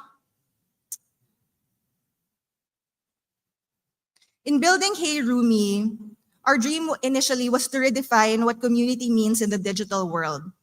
By enabling people to connect, grow, and even earn from their shared passions, we hope to create a lasting impact. A place where no one has to feel alone, where passions are nurtured, and where everyone can thrive. So thank you, and we look forward to sharing this journey with you. All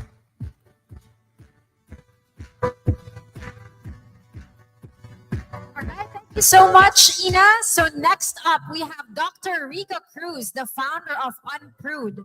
Dr. Cruz is pioneering a platform that empowers Filipinas by opening up conversations around relationships, intimacy, and self-confidence. Her work addresses a topic often overlooked but deeply impactful. Please give Rica and Unprude a round of applause. All right. So when was the last time you had sex? Or wish you had one? Silence. I knew it. Shame. Stigma. It's okay. I'm used to it. As a sex therapist, I know this problem all too well. Heck, this was my problem too. People usually ask me how I got into sex therapy, and the answer is quite simple. It was because my husband won't have sex with me. He won't. With this face and this body, he won't. And I started blaming myself. And I love sex. I love sex. So I said, girl, you gotta figure it out. And figure it out, I did. And in the process of figuring it out, I became a sex therapist and realized that separation is key to my happiness and well-being. I also became the first Filipino certified sexologist by the American College of Sexologists. I'm also the first Filipino to be a board certified diplomate in clinical sexology by the American Board of Sexology, and the first Filipino to be invited and to sit in the editorial board of the top scientific journal, the Journal of Sex Research, which eventually led me to build the first sex therapy app in Asia, Unprude. All these because I love sex and I couldn't find anyone who'll empathize with my lack of it. So I became someone who will empathize with you if and whenever you feel the same way. There's actually more to this story, but I don't think this is the appropriate time and place for it. So if you want to know more, I have to pitch to you because we need help. Anyway, that problem that I had, multiply that by the deafening silence in this room a while ago. That's the problem with sex. Sex is so overwhelming. It's heavily clouded with shame and stigma and guilt and whatever negativity there is. So much so that 90% of men and women, almost 90% of men and women in Asia have sex problems. And it's not just adults, you know. The youth feel the same way too. 72% of the youth in Asia feel that they have inadequate sex knowledge. And it gets darker. I don't even have to go to teenage pregnancies or domestic violence or HIV rates. I don't have to go there.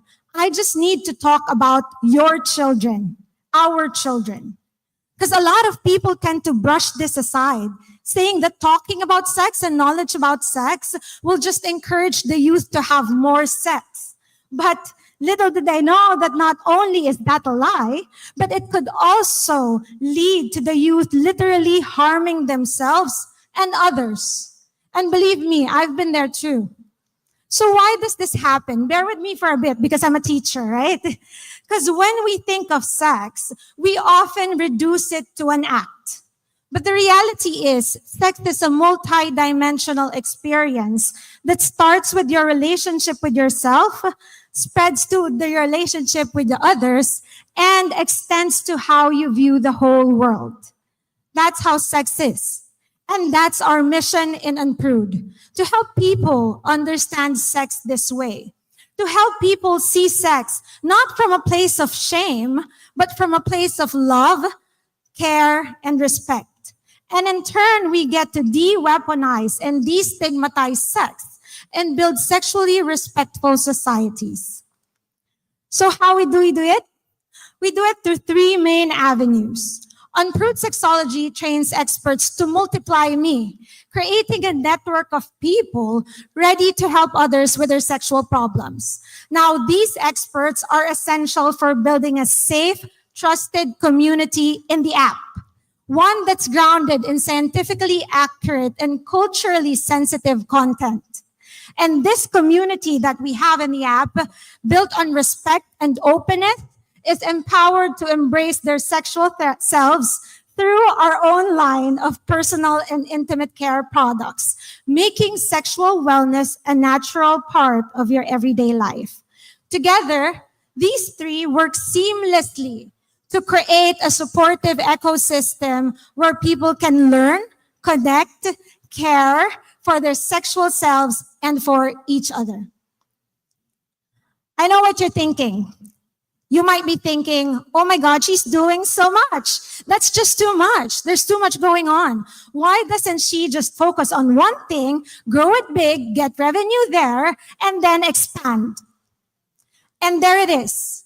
This is a segment about female founder challenges, and that is my challenge as a founder.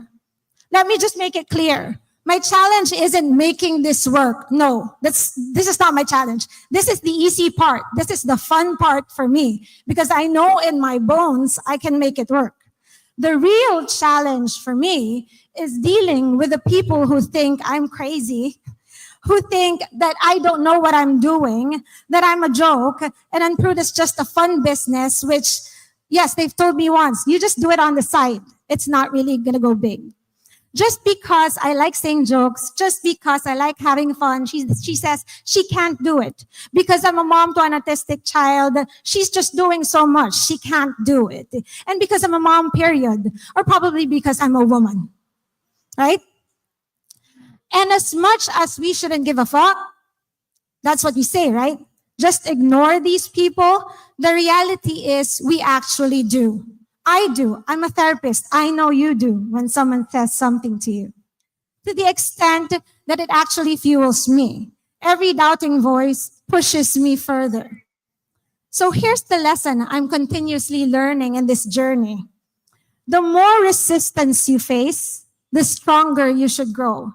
The more people question your dream, the more clarity you should gain about why it's important. And when you get that clarity, the reason people give you to stop is exactly the reason why you should keep going. Use no as leverage. Use it as fuel. When someone says no, just like when my ex-husband said no to me, I found a way to say yes. I used his no as leverage. And when someone calls you a joke and tells you that you can't do it, you stand in front of their colleagues and say, yes, I'm here to show them that I can, that we can, that Unproved can revolutionize sexual wellness, that we can be a sexual wellness company that doesn't just focus on products or services or training or technology. We can have it all. In fact, we must do it all. Because I'll tell you one thing, if there's one thing I know about sex as an expert, it's that if you want to blow someone's mind and change their world, then you have to give them the complete sexual experience. You have to stimulate their minds, arouse their bodies, excite their senses, and cover all the bases. Am I right? And that truly, to make an impact, you can't hold back. With sex, you shouldn't hold back. You have to go all in. And all in we are. This year, we've launched our product line, started training experts, and are building community in the app. Next year, we will expand to Southeast Asia and cement our place to be a leader in this billion-dollar industry. And that's just the cherry on top. Because the real prize is what we'll create together. Sexually respectful societies where we can be sexually unashamed to answer questions about sex and embrace our sexual selves on our own terms and proudly say, hey, we are Unproved. And with that, I'm Dr. Rica Cruz. Please scan for our pitch deck and a 10% discount on our products. Happy holidays. Thank you. Thank you so much, Dr. Rica. Our next founder is Zara Zanjani, the visionary behind Kubo Modular. Zara is transforming the landscape of sustainable housing with modular designs that are both innovative and eco-friendly. Let's welcome Zara to the stage to share her journey with Kubo Modular.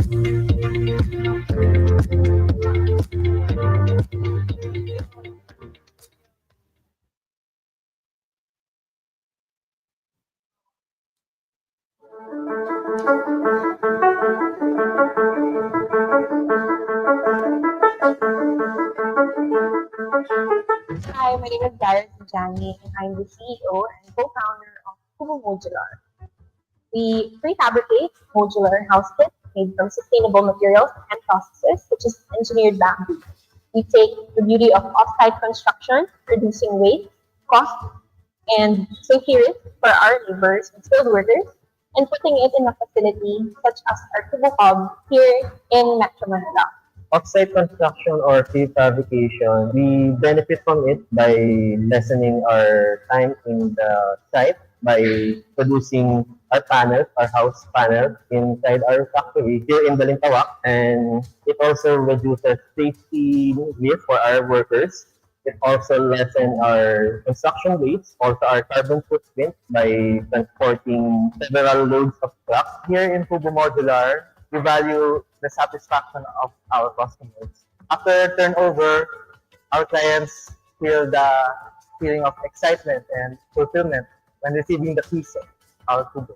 Cuba is genuine on its own. Cuba has its own unique design style, showcasing Filipino modern tahan.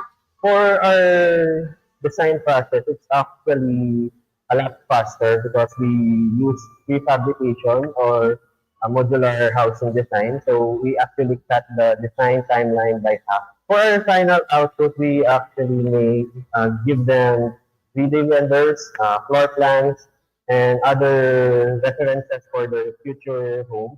And once they proceed with the design, we put them into our production line.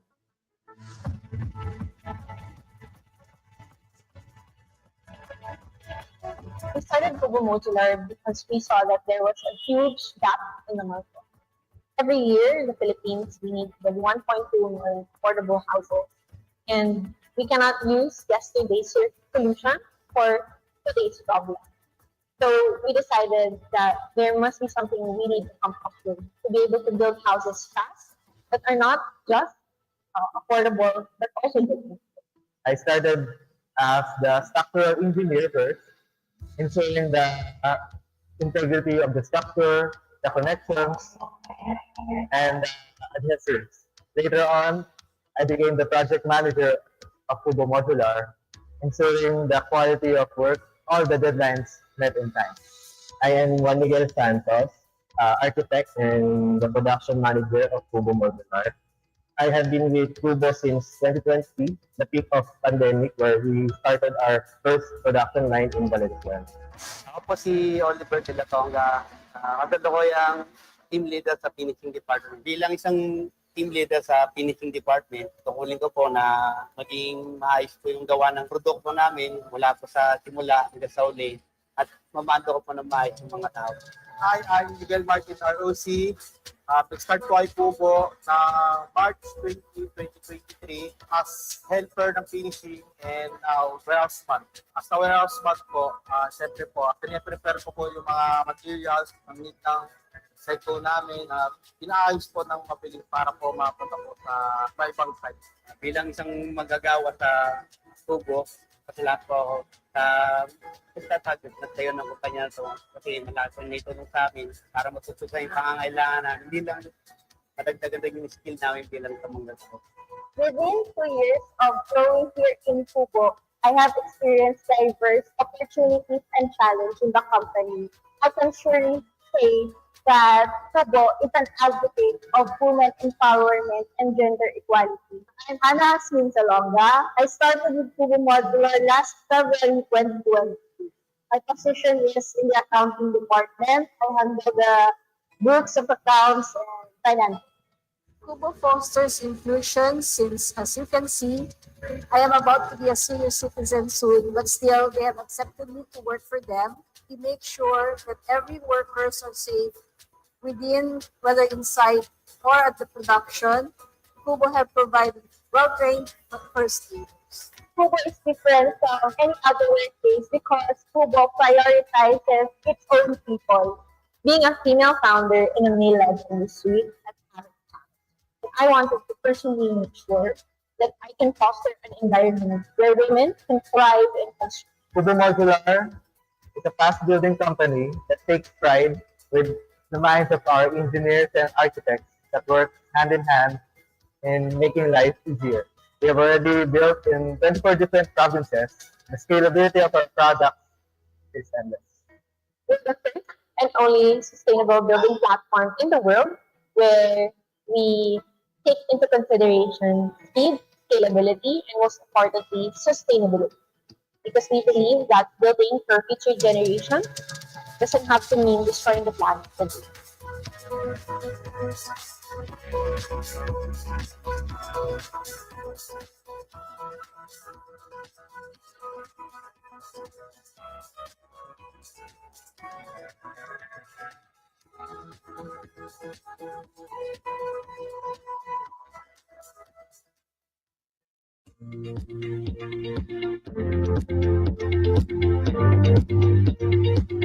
Hello. Okay, there. So, hi everyone. Good afternoon. Thank you for being here. I know it's lunchtime. I'm also not as interesting as the last speaker, so just stay in your seat for a few minutes.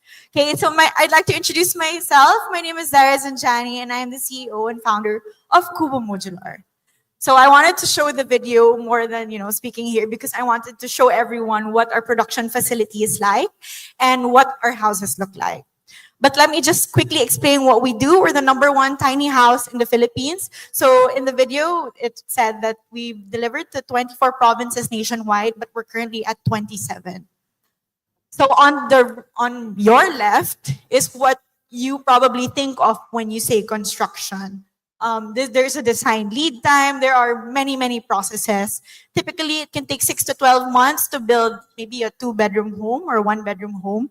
And of course, one of the biggest culprits of carbon dioxide emissions globally is the construction industry. And of course, there's always a risk of quality. And on the right side is one of our models, which takes about 1 to 3 months to manufacture and deliver, plus the lead time, of course. And then, of course, what we use is sustainable materials, and we take pride in what you see is what you get. So how does it work? It basically goes from reservation to production site. And what makes us fast as well is that we do simultaneous development. So while we're actually producing your house kit in our manufacturing facility, your site is being developed, and then it's ready for turnover. Okay, so we focus on 3 main things. The first is speed. So as I mentioned, the 1 to 3 months, but if there was no lead time whatsoever, it actually takes us about 1 to 3 days to manufacture your house kit in our facility. And then it takes us about an average of 2 weeks on site to install and deliver your home. And of course, is the scalability. So we understand that there are different needs and different budgets. And lastly is sustainability. So it's our main core basically is the sustainability aspect, where one of our main materials is engineered bamboo, which is highly renewable. It can sequester 600 kilograms of carbon dioxide per ton harvested. So rather than actually emitting carbon dioxide by building your home, you're actually helping minimize it or even harvest it. We're also the first in the country to provide an eco-build financing scheme where you can get access to a kubo with monthly payments via our partner BPI. So we started with just one model. It's actually our Bulacan model, and now we're poised to build better communities.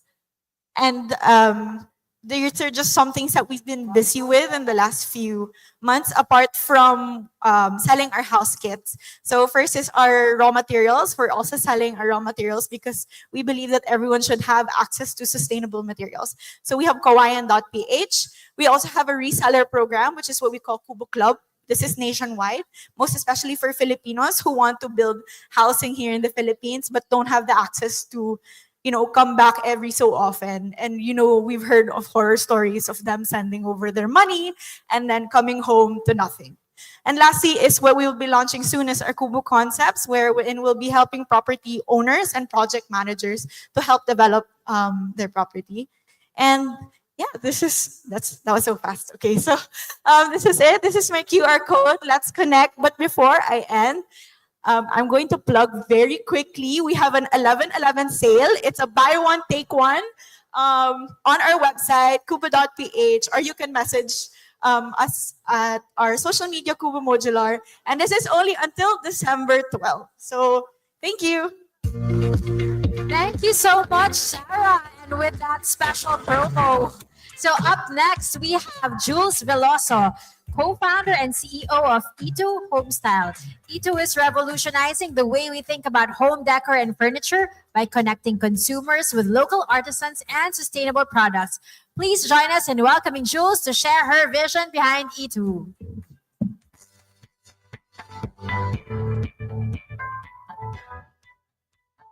Hello. Good afternoon, everyone. Thanks for coming. My name is Jules Veloso. I'm the CEO and co-founder at E2 Homestyle. So my journey began when I moved to the US in 2020. That was the height of the pandemic.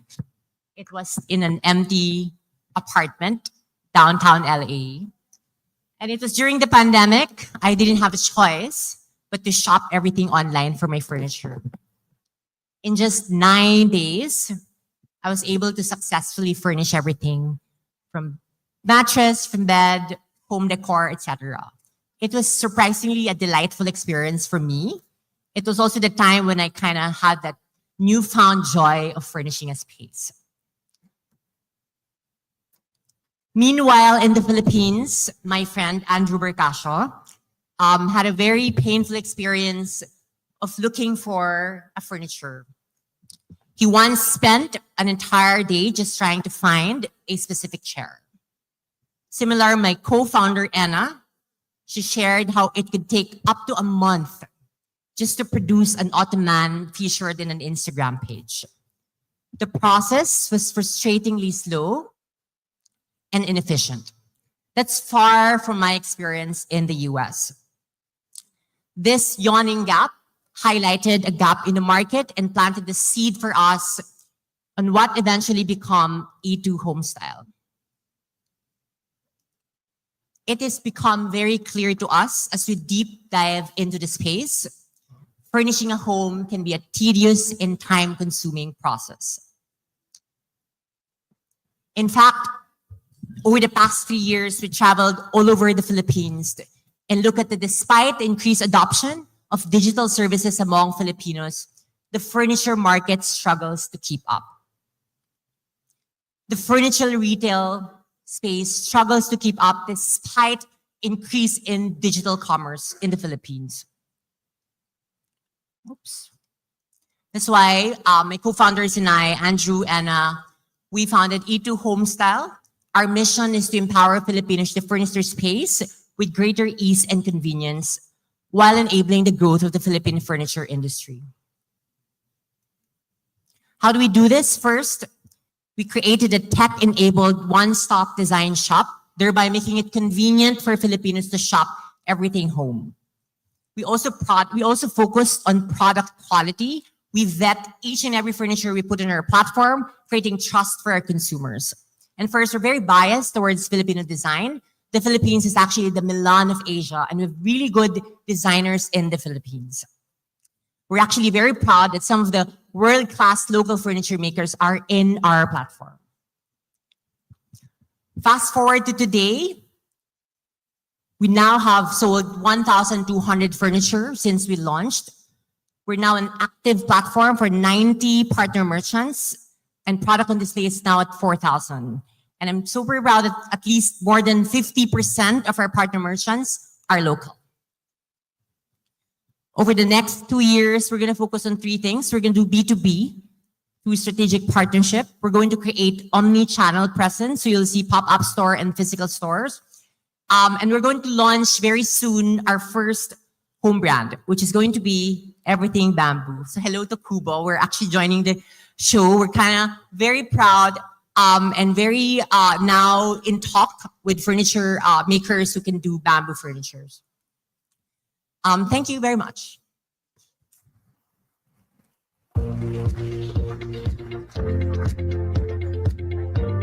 Thank you, Jules. We're rounding out our showcase. And for now, we have Kate de los Reyes, the founder of Beacon. Beacon is the Philippines' first mental health and well-being platform dedicated to parents, focusing on maternal mental health. It offers services like individual and group therapy, couple and family counseling, psychological assessments, and lifestyle consultations, aiming to support mothers in prioritizing their mental well-being. Join us in welcoming Kate as she shares how Beacon is transforming mental health support for parents and fostering a supportive community for mothers. Thank you so much. Hi, good afternoon. I am the evil person standing in between you and lunch. But thank you so much for being here. Again, I am Kate de los Reyes. I am the founder and CEO of Beacon, a mental health and well-being platform for parents. I am a mother myself. I have 3 boys, my husband included. And actually, multiple research studies have shown that when mothers prioritize their well-being, they are more able to take care of their families. Okay? However, what we're seeing is that in the Philippines, specifically, millions of mothers are suffering from poor mental health and well-being. We recently did a survey, and this is what your responses have shown. 80% of mothers suffer from stress and burnout, 60% suffer from anxiety, and 30% from depression. Mothers cite three main barriers to seeking support. First would be the lack of time for self-care. We don't have time. Next would be mom guilt. Moms feel guilty when they actually find the time to take care of themselves. They feel guilty about doing that. And lastly would be financial constraint. So these are just some of the issues that we are trying to address at Beacon. We transform families by providing holistic care for parents because we firmly believe that well parents parent well. We do this in two ways. First would be through personalized care for parents through individual consultations such as psychotherapy, breastfeeding consultation, postpartum fitness, parent coaching, and the like. These are holistic, convenient, and affordable, all done online, giving access to care to Filipinos around the country. The next part of our solution is through expert-led mom support groups. This is our membership product, which gives our members access to a 14-day self-paced wellness course, coaching by our psychologists and other experts, as well as a thriving community of moms. So according to the survey, these are the top 3 most helpful mental health support modalities that moms need. First would be support groups. Okay? There is something in support groups that actually women find community and empathy and just they feel empowered. And I think this is particular to women. The next would be affordable therapy or counseling. And lastly, online resources and self-help tools.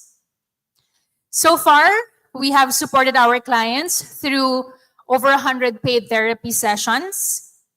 We also have more than 2,500 moms in our community. We also work with corporations and brands.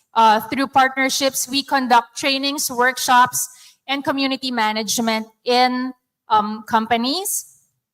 We've also been featured in the media and have also been recognized for our work.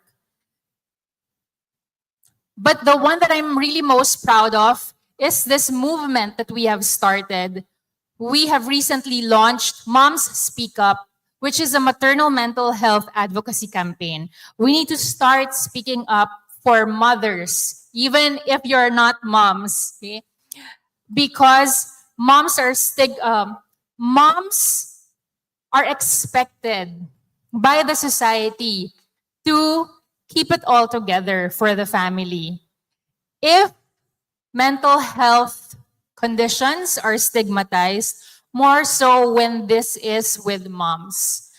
Because, as I mentioned, we are expected to do it all, to be everything for our families. Our long-term plan for Beacon is to support parents at every stage, from preconception to perimenopause and menopause. Because our goal is for maternal mental health to be on every agenda, every organization, public and private, to be in every home. We understand mothers because we are mothers ourselves. We also work with experts from different fields. And I look forward to working with you and your teams and with your organizations. Together, let's work together. Together, let's work so that we can support mothers more, so that she can truly be the ilaw ng tahanan, the beacon of the home. Thank you so much. Thank you so much, Kate. Actually, we will ask Kate to go back up, and as well as all the other founders of our Founder Showcase to please go back up on stage for your photo op. Ito na, guys. This is it. This is the last photo op of the morning. Miss Russell, may we ask you to join? And as we're waiting for everyone to gather, we also thank all our incredible speakers, panelists, and showcase founders for sharing their journeys, insights, and inspiration. It's truly been an honor to witness such passion and dedication towards advancing women in tech. Absolutely.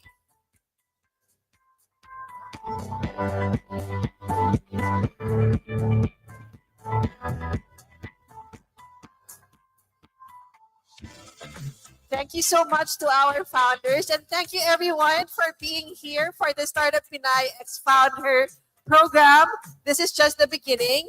If you want to stay updated on female-focused events and programs, be sure to follow Kubo Innovation Hub, Startup Pinay, and Imaginable Impact on Facebook and our other social channels. You'll find the latest news, events, and opportunities designed specifically for women in the tech ecosystem. And if anyone here is headed to Geeks on a Beach like we are, later or tomorrow, please don't miss Imaginable Impact. We'll be there with a panel and also a Women in Tech lunch on day 2, November 15. So we'll be talking about mental health in startups and also women in tech. And for all the women in the room, hi everyone, don't forget, right? We all have great ideas, skills, and contributions that are vital to the future of tech and innovation. This space is yours and ours to shape.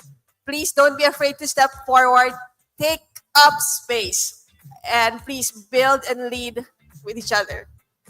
And for everyone else here, our allies, let's keep supporting an inclusive, diverse, and dynamic tech ecosystem. Whether you're an investor, a mentor, or a fellow founder, or simply a member of the team or an ally, your role in uplifting others strengthens the entire community. Thank you, everyone, for being part of Startup Pinay X Founder. Let's continue to uplift and empower Filipino entrepreneurs, paving the way for an inclusive tech ecosystem. Remember, it takes all of us to make the change. So we look forward to seeing you at future events. And stay tuned, we have a lot more in store. All right, and one final word. Thank you so much for joining us at the Startup Pinay X Founder session. But we still have a lot more in store for you, so please be back here at 2 p.m. So you may step out to take a break and be back here at 2 p.m. at Silk Hall for the Green Innovation Nation. Discover the latest in sustainability technology and learn how startups are tackling some of the world's biggest environmental challenges. That's a wrap for Startup Pinay X Founder, and see you later. I'm Candice Kimpo. I'm Nina Terol. Thank you so much for being with us today.